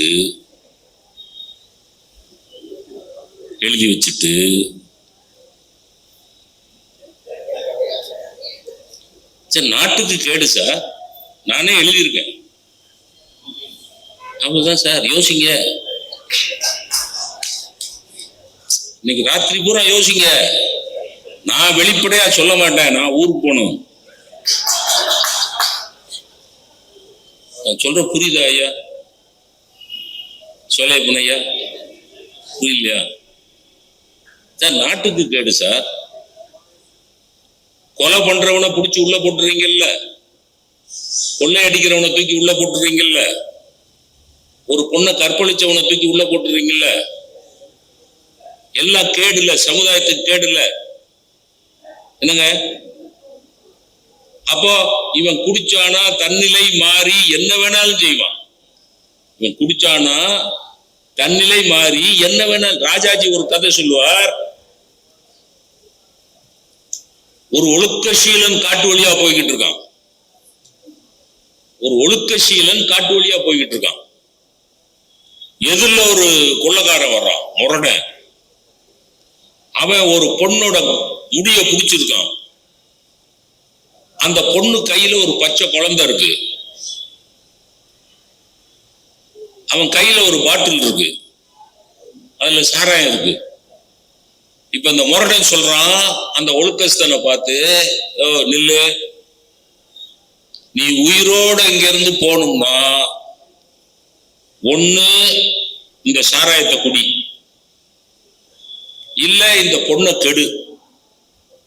அவங்க சொல்றது, நீ உயிரோட போகணும்னா ஒண்ணு இந்த சாராயத்தை குடி, இல்ல இந்த பெண்ணை கெடுத்துரு, கற்பழிச்சிரு, இல்லைன்னா அவ இடுப்புல இருக்க புள்ளைய கீழே போட்டு கழுத்துல மிதிச்சு கொல்லு. இந்த மூணுல ஏதாவது ஒண்ணு செஞ்சாதான் உன்னை விடுவேங்கிறான். அவன் பாவம் யாரு? அந்த அந்த ஒழுக்கஸ்தனுக்கு திருக்குறள் பகவத்கீதை இவ்வளவுதான் தெரியும், சண்டை கண்ட போட தெரியாது. அவன் யோசிக்கிறான், இந்த பச்சை பிள்ளைய கொல்றது ஐயோ சிசுகத்தி பாவம், பெரிய மகா பாவம். இந்த பெண்ணை கற்பழிக்கிறது ஐயோ கற்பனையே. அப்போ 3 பாவத்துல குறைஞ்ச பாவம் எது? 3 பாவத்துல குறைஞ்ச பாவம் எது? இந்த சாராயத்தை குடிக்கிறது தான். ஏன்னா அது என் உடம்பத்தான் கெடுக்கும் அப்படின்னு கொடுப்பா, சாராயத்தை கொடுப்பா, அதை குடிச்சிடுன்னு குடிச்சான். கப கப கப கபன்னு குடிச்சான். குபு குபு குபுன்னு போதை ஏறிச்சு, அந்த பொண்ணை கெடுத்தான். அந்த பொண்ணை கெடுத்துக்கிட்டு இருக்கையில குழந்தை வீல் வீலுன்னு கத்துச்சு, தொந்தரவா இருக்குன்னு குழந்தைய மிதிச்சு கொண்டுட்டான். என்ன புரியுதா? பெரியோர்களே, சாராயம் கல்லுங்கிறது குறைவான தீமை என்று நினைக்காதீர்கள். அந்த குறைவான தீமை தான் எல்லா சகல பெரிய தீமைகளுக்கும் அடிப்படையாக அமைகிறது. யாரு சொன்னார்? ராஜாஜி ஒரு தடவை கதை சொன்னார். அத கம்பன் சொல்லியிருக்கார், சமுதாயத்துக்கு சொல்லியிருக்கிறார். ரொம்ப அருமையா, ரொம்ப நல்லா சொன்னார். ஒரு புது கவிஞன் தான் சொன்னா, புனித புத்தகத்தின் மேல் சத்தியம் செய்கிற நீதிமன்றங்களில் தான் எல்லா பொய்களும் சொல்லப்படுகின்றன. நல்ல வாக்கியத்தை கவனிச்சுங்க. புனித புத்தகத்தின் மேல் சத்தியம் பண்ணுகிற நீதிமன்றங்களில் தான் எல்லா பொய்களும் சொல்லப்படுகின்றன. போதை ஏற்படுத்துகிற கள்ளுக்கடைகளில் தான் எல்லா உண்மைகளும் பேசப்படுகின்றன. குடிச்சாங்கன்னா உண்மையா பேசுவான், பார்த்திருக்கீங்களா? ஆனா கம்பன் ஒரு சின்ன சூட்சுமம் சொல்லி கொடுக்குறான். அதை தேவான சொல்லல, நான் சொல்றேன். அவன் என்ன பண்ணா, நீ குடிக்கிறது கெட்ட பழக்கம் தாயா, உனக்கு அந்த குடிப்பழக்கம் வந்துருச்சுன்னா பரவாயில்லையா, அது கெட்ட பழக்கம். கெட்ட பழக்கம் உள்ளவன்லாம் கெட்டவனாத்தான் இருக்கணும்னு அவசியம் இல்லை. புரியுதா நான் என்ன சொல்றேன்? கெட்ட பழக்கம் உள்ளவன்லாம் கெட்டவனாத்தான் இருக்கணும்னு அவசியம் இல்லை. நீ குடிப்பழக்கம் உள்ளவனா இருந்தாலும் தர்மமும் நியாயமும் பேசுகிறவனாக இருந்தால் அந்த குடிப்பழக்கத்தை கூட நான் ஓகே பண்றதுக்கு தயார் அப்படின்னு தான் கும்பகர்ணனை பிடிச்சான். கும்பகர்ணன் குடிகாரன். 100 குடங்களும் நுங்கினான். 100 குடம்னா 10,000 குடம் கல்லு ஒரு டயத்துல அடிப்பானா. நம்மால ஒரு லாட்ஜில கிக்கு ஏறுது. நம்மளுக்கு சில பேருக்கு மோந்து பார்த்தாலே கிக்கு ஏறுது அப்படிங்கிறான். அவன் 10,000 குடம் கல்லு குடிச்சிட்டு தூங்கி இருக்கான். 6 மாதம் தூங்கி இருக்கான். எழுப்புனாங்க. எழுப்புன உடனே என்ன போர் வந்துருச்சா? போர் வந்துருச்சான்னு கேட்கல. இன்னும் சீதை பிராட்டியினுடைய துயரம் தீரவில்லையா? யாரு? ஒரு குடிகாரன் பேசின பேச்சியா? அப்ப ஒரு குடிப்பழக்கம் உள்ள ஒருத்தன் யாருடைய கற்பின் மேலே அக்கறை செலுத்துகிறான்? சீதையினுடைய கற்பின் மேலே அக்கறை செலுத்துகிறான் என்றால் மறைமுகமாக குடிப்பழக்கம் இல்லாமல் இருப்பதுதான் நல்லது. குடிப்பழக்கம் இல்லாமல் இருப்பதுதான் நல்லது.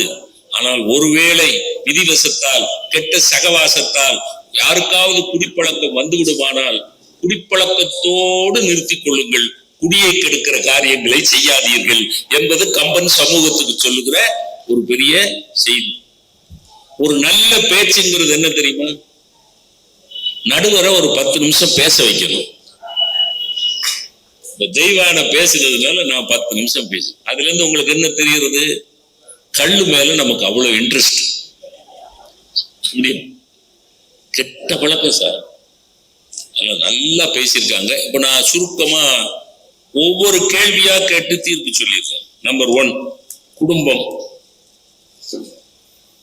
நீங்கள் கணவனாக இருந்தால், நான் பேசல பாயிண்டா சொல்ல போறேன், என்ன டைம் ஆயிடுச்சு. நீங்கள் கணவனாக இருந்தால் தசரதன் மாதிரி இருக்காதீர்கள். ஒரு மனைவி போதும் என்று திருப்திப்படுங்கள்.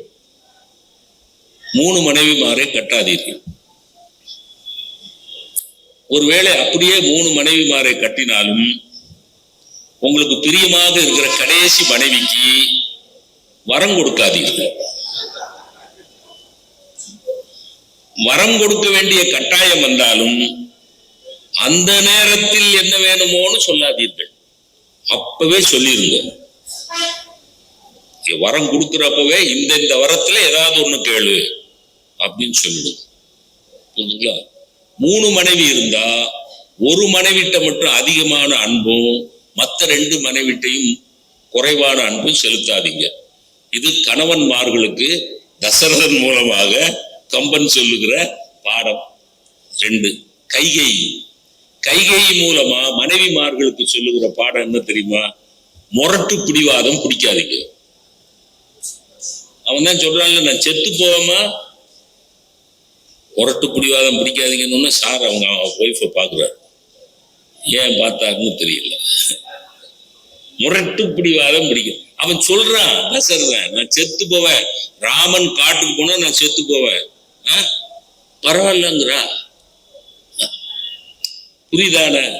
அப்போ குடும்பத்துல மனைவியா இருக்கிறவோ முரட்டு பிடிவாதம் பிடிக்காதீங்க. 1. 2வது ரொம்ப முக்கியமான விஷயம், கேட்பார் பேச்சை கேட்டு மயங்காதீங்க.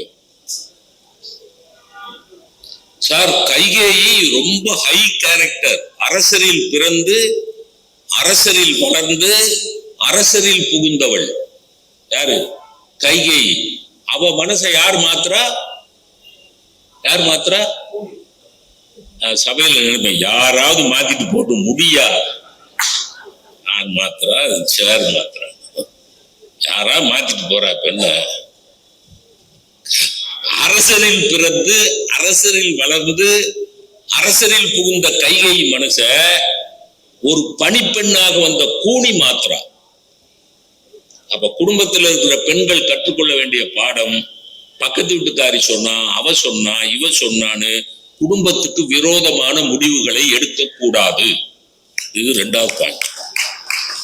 நான் பேசுறது இலக்கியம் இல்ல, லௌகீகம். இலக்கியத்தின் மூலமாக லௌகீகம். 3வது கோசலை சுமித்திரை மூலமா கத்துக்க வேண்டிய விஷயம், குடும்பத்தில் இருக்கிற பெண்கள் அவங்க பெத்த பிள்ளைங்களுக்கு பாதகம் வந்தாலும் அதை பெருசுபடுத்தி குடும்பத்துல கலவரம் பண்ணக்கூடாது.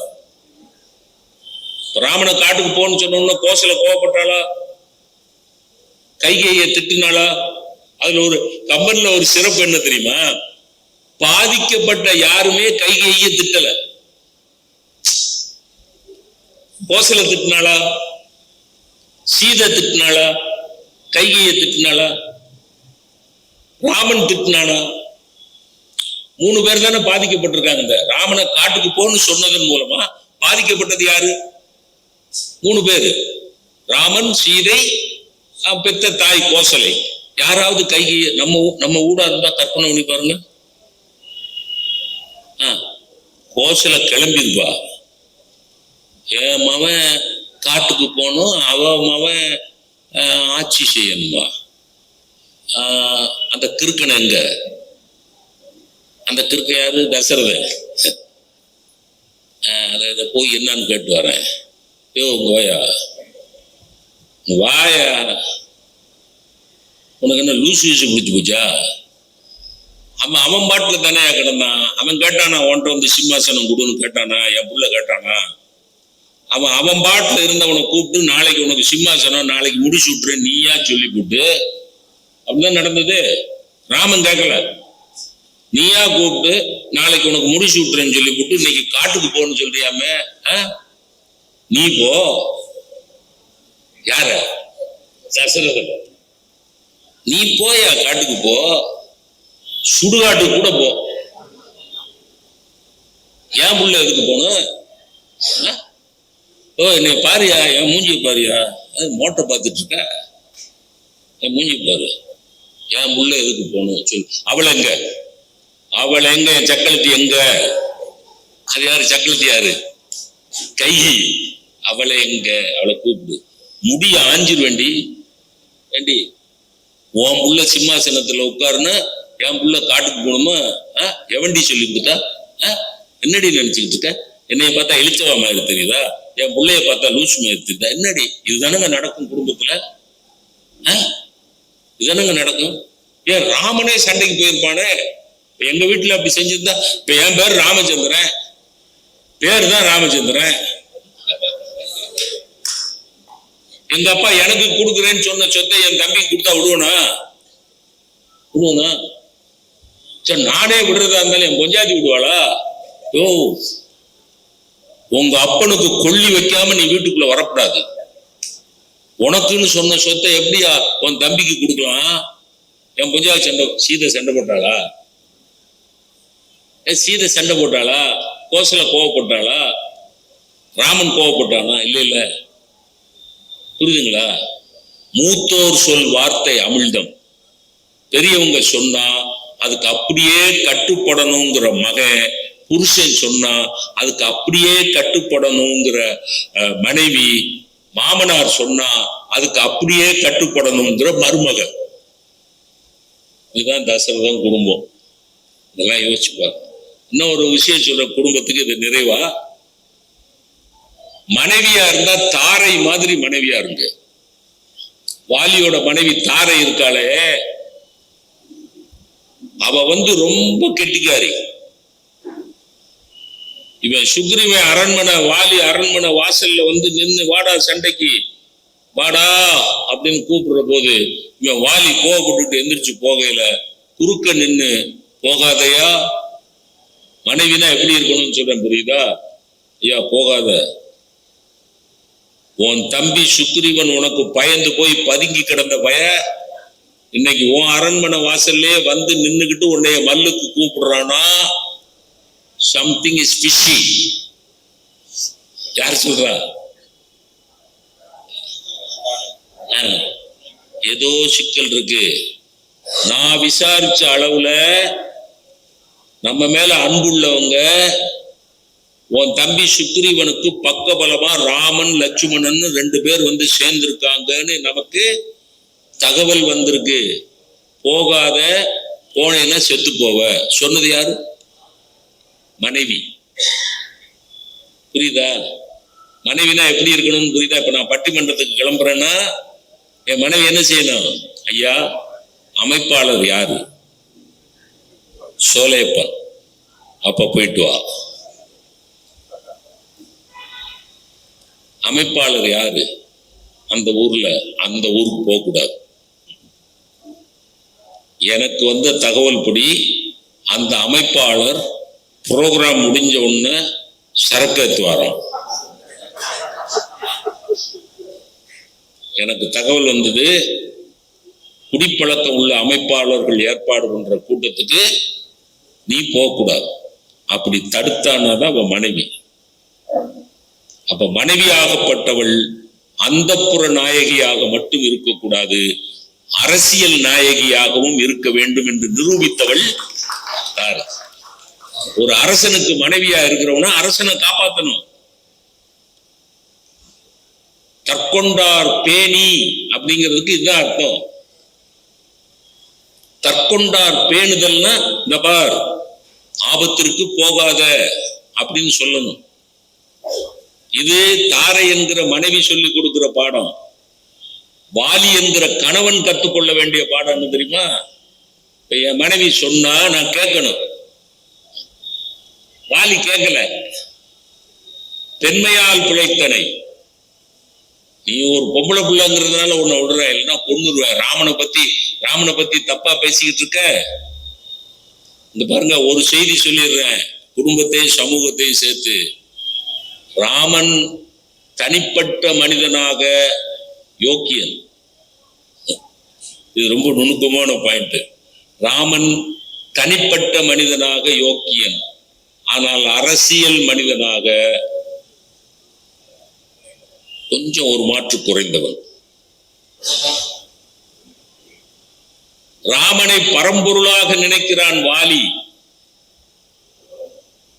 ஆனால் தாரை ராமனை கூட்டணி கட்சி தலைவனாக பார்க்கிறாள். என்ன வேணாலும் நடக்கும், போகாத. கேட்டானா இந்த பையன்? கேட்காம போனா செத்தானா இல்லையா? ஆகவே கணவன்மார்களே கற்றுக்கொள்ளுங்கள். பொஞ்சாதி சொன்னா பேச்ச கேளுங்க. நீ என்னடி பொட்ட கழுத சொல்றது, நான் என்னடி கேட்கறதுன்னா நெஞ்ச நிமித்தாதீங்க, செத்து போவீங்க. வாலி செத்துட்டா இல்ல, அதை சொல்றேன். அதனால பொஞ்சாதி சொன்னா கேளுங்க. இதெல்லாம் குடும்பம், இதெல்லாம் இருக்கு சார். சீதை மூலமா கத்துக்க வேண்டிய பாடம் ஒண்ணு சொல்றேன், முக்கியமான பாடம். சீதை மூலமா கத்துக்க வேண்டிய முக்கியமான பாடம் என்ன தெரியுமா? உங்க புருஷன் எங்கேயாவது காட்டுக்கு போக வேண்டிய கட்டாயம் வந்ததுன்னா கூட வருவேன்னு சொன்ன வரைக்கும் நியாயம். நின் பிரிவினும் சுடுமோ பெருங்காடு, அது வரைக்கும் ஓகே. கூட போன பிறகு அவன் எதுக்கு வந்திருக்கான்? காட்டுக்கு எதுக்கு வந்திருக்கான்? காட்டுல போய் என்ன செய்யணும்னு சொல்லி அனுப்பிச்சாங்க? தவம் செய்யணும்னு தானே சொல்லி அனுப்பிச்சிருக்காங்க. அப்ப அவன் தவம் செய்யறதுக்கு உதவி செய்யணுமே ஒழிய அங்க போய் நின்று அந்த மானை பார்த்தேலா? Hello darling, look at that deer. அது பார்த்தேலா? அந்த மான் பார்த்தேலா? பொல பொல பொல பொலன்னு இருக்கு, எனக்கு பிடிச்சி கொடுங்க. அவன் சொல்றான், லட்சுமணே மதினி அண்ணி, அது மாயமானா தெரியுது, வேண்டாம் பேசாம, எனக்கு வேணும். சரி அண்ணா நீங்க இருங்கண்ணா, நான் போய் பிடிச்சிட்டு வரேண்ணா அப்படின்னு லட்சுமணன், நீ பேசாம இரு, நீயே பற்றி நல்களை போல். ராமா நீ தானே என் புருஷன்?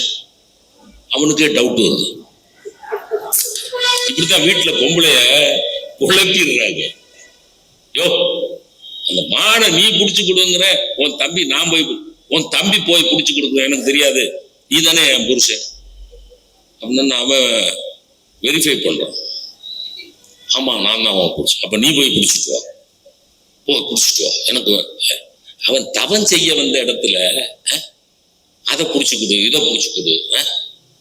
போய் மலர்களை பறிச்சு, துளசி இலையெல்லாம் பறிச்சு அதை கொடுத்து, மர உரி எல்லாம் கிளீன் பண்ணி கொடுத்துட்டு ஹெல்ப் பண்ணாம. நான் ஐயப்பன் கோயிலுக்கு மாலை போட்டிருக்கேன், ஐயப்பன் கோயிலுக்கு மாலை போட்டிருக்கேன். எங்க உள்ளூர் ஐயப்பன் கோயிலுக்கு நானும் என் பஞ்சாதியும் ஸ்கூட்டர்ல போறோம்.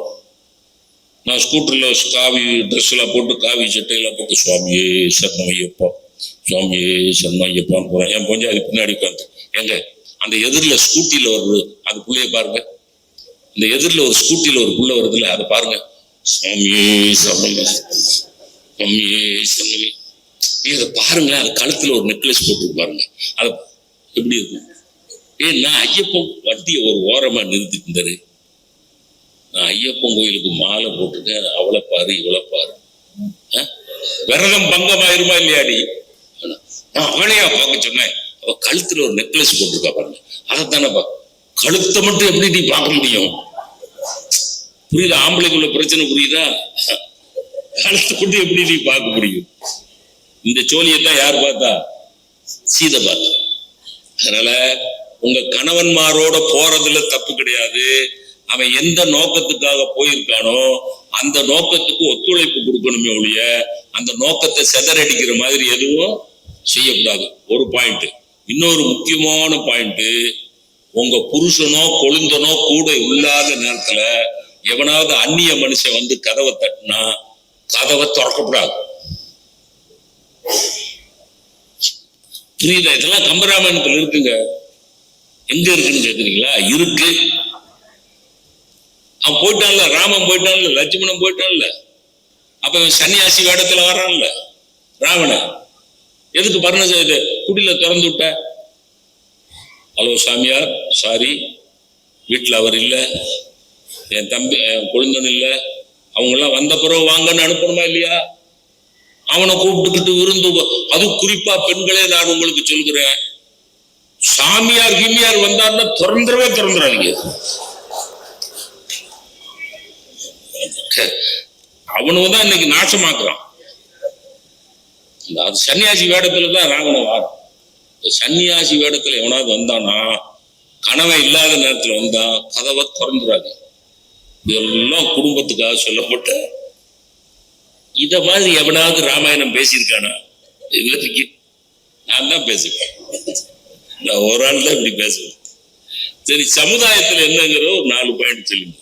அரசியல் எப்படி இருக்கணும் அப்படின்னா, அப்பளுக்கு இல்லாத அரசியலா இருக்கணும். புரியுதா? ராவணன் என்கிற ஒரு தலைவனுடைய காமத்தால் அந்த மாநகரமே அழிந்தது. ஆயிரக்கணக்கான ராட்சசர்கள் வீழ்ந்தார்கள்.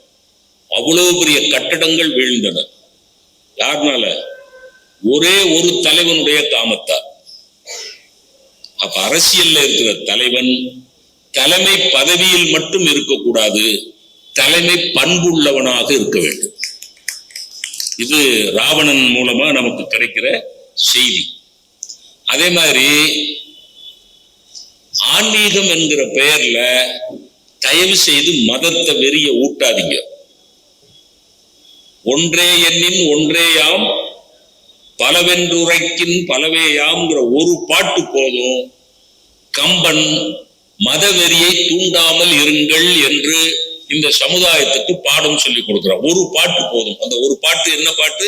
ஒன்றே எண்ணின் ஒன்றேயாம், ஒண்ணுனா ஒண்ணு, பலனா பல, இருக்குன்னா இருக்கு, இல்லைன்னா இல்ல, விடுங்கப்பா, இதுல என்னப்பா சண்டை? ஒன்றே எண்ணின் ஒன்றேயாம்ங்கிறது இஸ்லாம். ஏக இறைவன், ஏகத்துவம். பல என்று உரைக்கின் பலவேயாம் இந்து மதம். இன்றே எண்ணின் இன்றேயாம் நாஸ்திகம். உலகென்று உரைக்கின் உலகையாம் ஆஸ்திகம். ஒரு பாட்டுக்குள்ள அவ்வளவு சொல்லிட்டான். சில பேர் நாஸ்திகனா இருக்கான், சில பேர் ஆஸ்திகனா இருக்கான், சில பேர் பல தெய்வத்தை கும்பிடுறான், சில பேர் ஒரே ஒரு தெய்வத்தை கும்பிடுறான். அவன் இஷ்டப்படி கும்பிட்டு போட்டோம். அவ்வளவு ஆழமான இறை தத்துவத்தை நம்மாலெல்லாம் புரிந்து கொள்ள முடியாது. நாமெல்லாம் சிற்றறிவுடையவர்கள். அந்த பாட்டுக்கு தான் அர்த்தம். நம்மளாம் ரொம்ப சிற்றறிவுடையவர்கள், நம்மால் பரம்பொருளை புரிந்து கொள்ள முடியாது. இதை வச்சு சண்டை போடாதீங்கோ அப்படின்னு சொல்லி கொடுங்க. அப்ப அரசியல், ஆன்மீகம் எல்லாத்துக்கும் மேல முக்கியமா சொல்றது இதுதான். பகைவனுக்கு அருளுதல் அது சமுதாயத்துல ரொம்ப முக்கியமான விஷயம். ஒண்ணு பகைவனுக்கு அருளுதல், இன்னொன்னு பகை கொள்ளாது இருத்தல். யாரோடும் பகை, நீங்க கூட போட்டிருக்கீங்கல்ல, யாரோடும் பகை கொள்ளலன் என்றதன் பின் போர் ஒடுங்கும் புகழ் ஒடுங்காது. அப்ப இது சமுதாயத்துக்கான முக்கியமான 3-4, இன்னும் நிறைய இருக்கு, ஆனா நேரம் ஆயிடுச்சு, அதனால இப்படி தீர்ப்பு சொல்றேன். அதே மாதிரி பெண் கல்வி ராமாயணத்தில் இருக்கு, பெண்ணுக்கு சொத்துரிமை ராமாயணத்தில் இருக்கு. அரசனுடைய மகனாக இருந்தாலும் படிக்கிறதுக்கு நடந்துதான் போகணும் ராமாயணத்துல இருக்கு. புரியுதா? சக்கரவர்த்தி திருமகன் ராமன் குருகுலத்துக்கு நடந்து போயிருக்கிறார். போற வழியில மக்கள்கிட்ட நின்று பேசி இருக்கிறார். எல்லாரும் நல்லா இருக்கீங்களா, உங்க குடும்பம் நல்லா இருக்கா? இன்னைக்கு நம்ம ஊர்ல ஒரு முனிசிபல் கவுன்சிலர் பையன் BMW வர்றாயா. தசரத சக்கரவர்த்தியுடைய மகன் நடந்து போய் படிச்சிருக்காயா. இதெல்லாம் சமுதாயத்துக்கு சொல்ற பெரிய செய்திகள் ஐயா, அவ்வளவு பெரிய செய்திகள். நிறைவாக தீர்ப்பு என்ன சொல்லலாம் அப்படின்னா, குடும்பத்தை பத்தி நிறைய செய்திகள் இருக்குது. ஆனா குடும்பமும் சமுதாயமும் 2 விஷயம் இல்லை. இதான் தீர்ப்பு. குடும்பமும் சமுதாயமும் 2 விஷயம் இல்லை. குடும்பங்கிறது சின்ன சமுதாயம், சமுதாயம்ங்கிறது பெரிய குடும்பம். அதான் தீர்ப்பு. குடும்பங்கிறது it's a micro society. A family is a micro society. A society is a macro family. குடும்பம் என்பது ஒரு சின்ன சமுதாயம், சமுதாயம் என்பது ஒரு பெரிய குடும்பம். அவ்வளவுதானே? இப்ப குடும்பத்தை பத்தியும் கம்பன் பேசியிருக்கிறார், சமுதாயத்தை பத்தியும் கம்பன் பேசியிருக்கிறார். ஆனால் கம்பராமாயணத்தோட பாவிகம் என்ன? இலங்கா தேவியின் மூலமா சொல்லப்படுற பாவிகம் என்ன? அறம் வெல்லும், பாவம் தோற்கும். அறம் வெல்லும், பாவம் தோற்கும். இதுதான் பாவிகம். இது சமுதாய ஒழுக்கமா குடும்ப ஒழுக்கமா என்றால், இது சமுதாய ஒழுக்கமாக இருந்தால்தான் குடும்பம் ஒழுக்கமாக இருக்கு. இப்ப எங்க அப்பா கள்ளு குடிக்க மாட்டார், நான் குடிக்க மாட்டேன், என் பிள்ளை குடிக்க மாட்டான். ஆனா நாங்க வெளியே வரையில எவனாவது ஒரு குடிகாரன் வந்து என் கழுத்தை பிடிச்சு நெரிச்சு ஒரு டாஸ்மாக்குள்ள தள்ளி ஊத்தி விட்டுட்டான்னு வைங்க, என்ன சார் நடக்குமா நடக்காதா? நடக்கிறதுக்கு வாய்ப்பு இருக்குல்ல. நான் தனி மனிதனாக ஒழுக்கஸ்தன், ஆனால் சமுதாயம் ஒழுக்கம் கெட்டு கிடந்தால் நானும் ஒழுக்கம் கெடுவதற்கு வாய்ப்பு இருக்கிறது. அப்ப சமுதாயம் ஒழுக்கமாக இருந்தால் குடும்பம் ஒழுக்கமாக இருக்கும். சமுதாயம் ஒழுக்கம் கெட்டு போய்விட்டால் குடும்பம் ஒழுக்கமாக இருந்தாலும் பிரயோஜனம் இல்லாமல் போய்விடலாம். புரியுதா? இதையெல்லாம் சிந்தித்து பார்த்துதான் மகாத்மா காந்தி இந்த பட்டிமன்றத்துக்கு தீர்ப்பு சொல்வது போல் சொன்னார். ராமாயணத்தை வைத்துக் கொண்டு சொன்னார், இந்த நாட்டுக்கு ஒரு ராம குடும்பம் வர வேண்டும் என்று காந்தி ஆசைப்படவில்லை, ஒரு ராம ராஜ்யம் வர வேண்டும் என்றுதான் ஆசைப்பட்டார் என்றால், பெரியவர்களே, குடும்பத்தை பற்றிய செய்திகள் இருந்தாலும் சமுதாய செய்திகள் தான் அதிகமாக அழுத்தமாக சொல்லப்பட்டிருக்கின்றன. நிறைவான தீர்ப்பாக சொல்லுகிறேன், சமுதாயம் ஒழுக்கமாக இருந்தால்தான் குடும்பம் ஒழுக்கமாக இருக்க முடியும். ஆகவே இன்றைய சூழ்நிலையில் கம்பனிடமிருந்து அதிகம் கற்றுக்கொள்ள வேண்டியது குடும்பத்தை விட சமுதாயமே என்று தீர்ப்பு கூறி வாய்ப்புக்கு நன்றி பாராட்டி விடைபெறுகிறேன். நன்றி, வணக்கம்.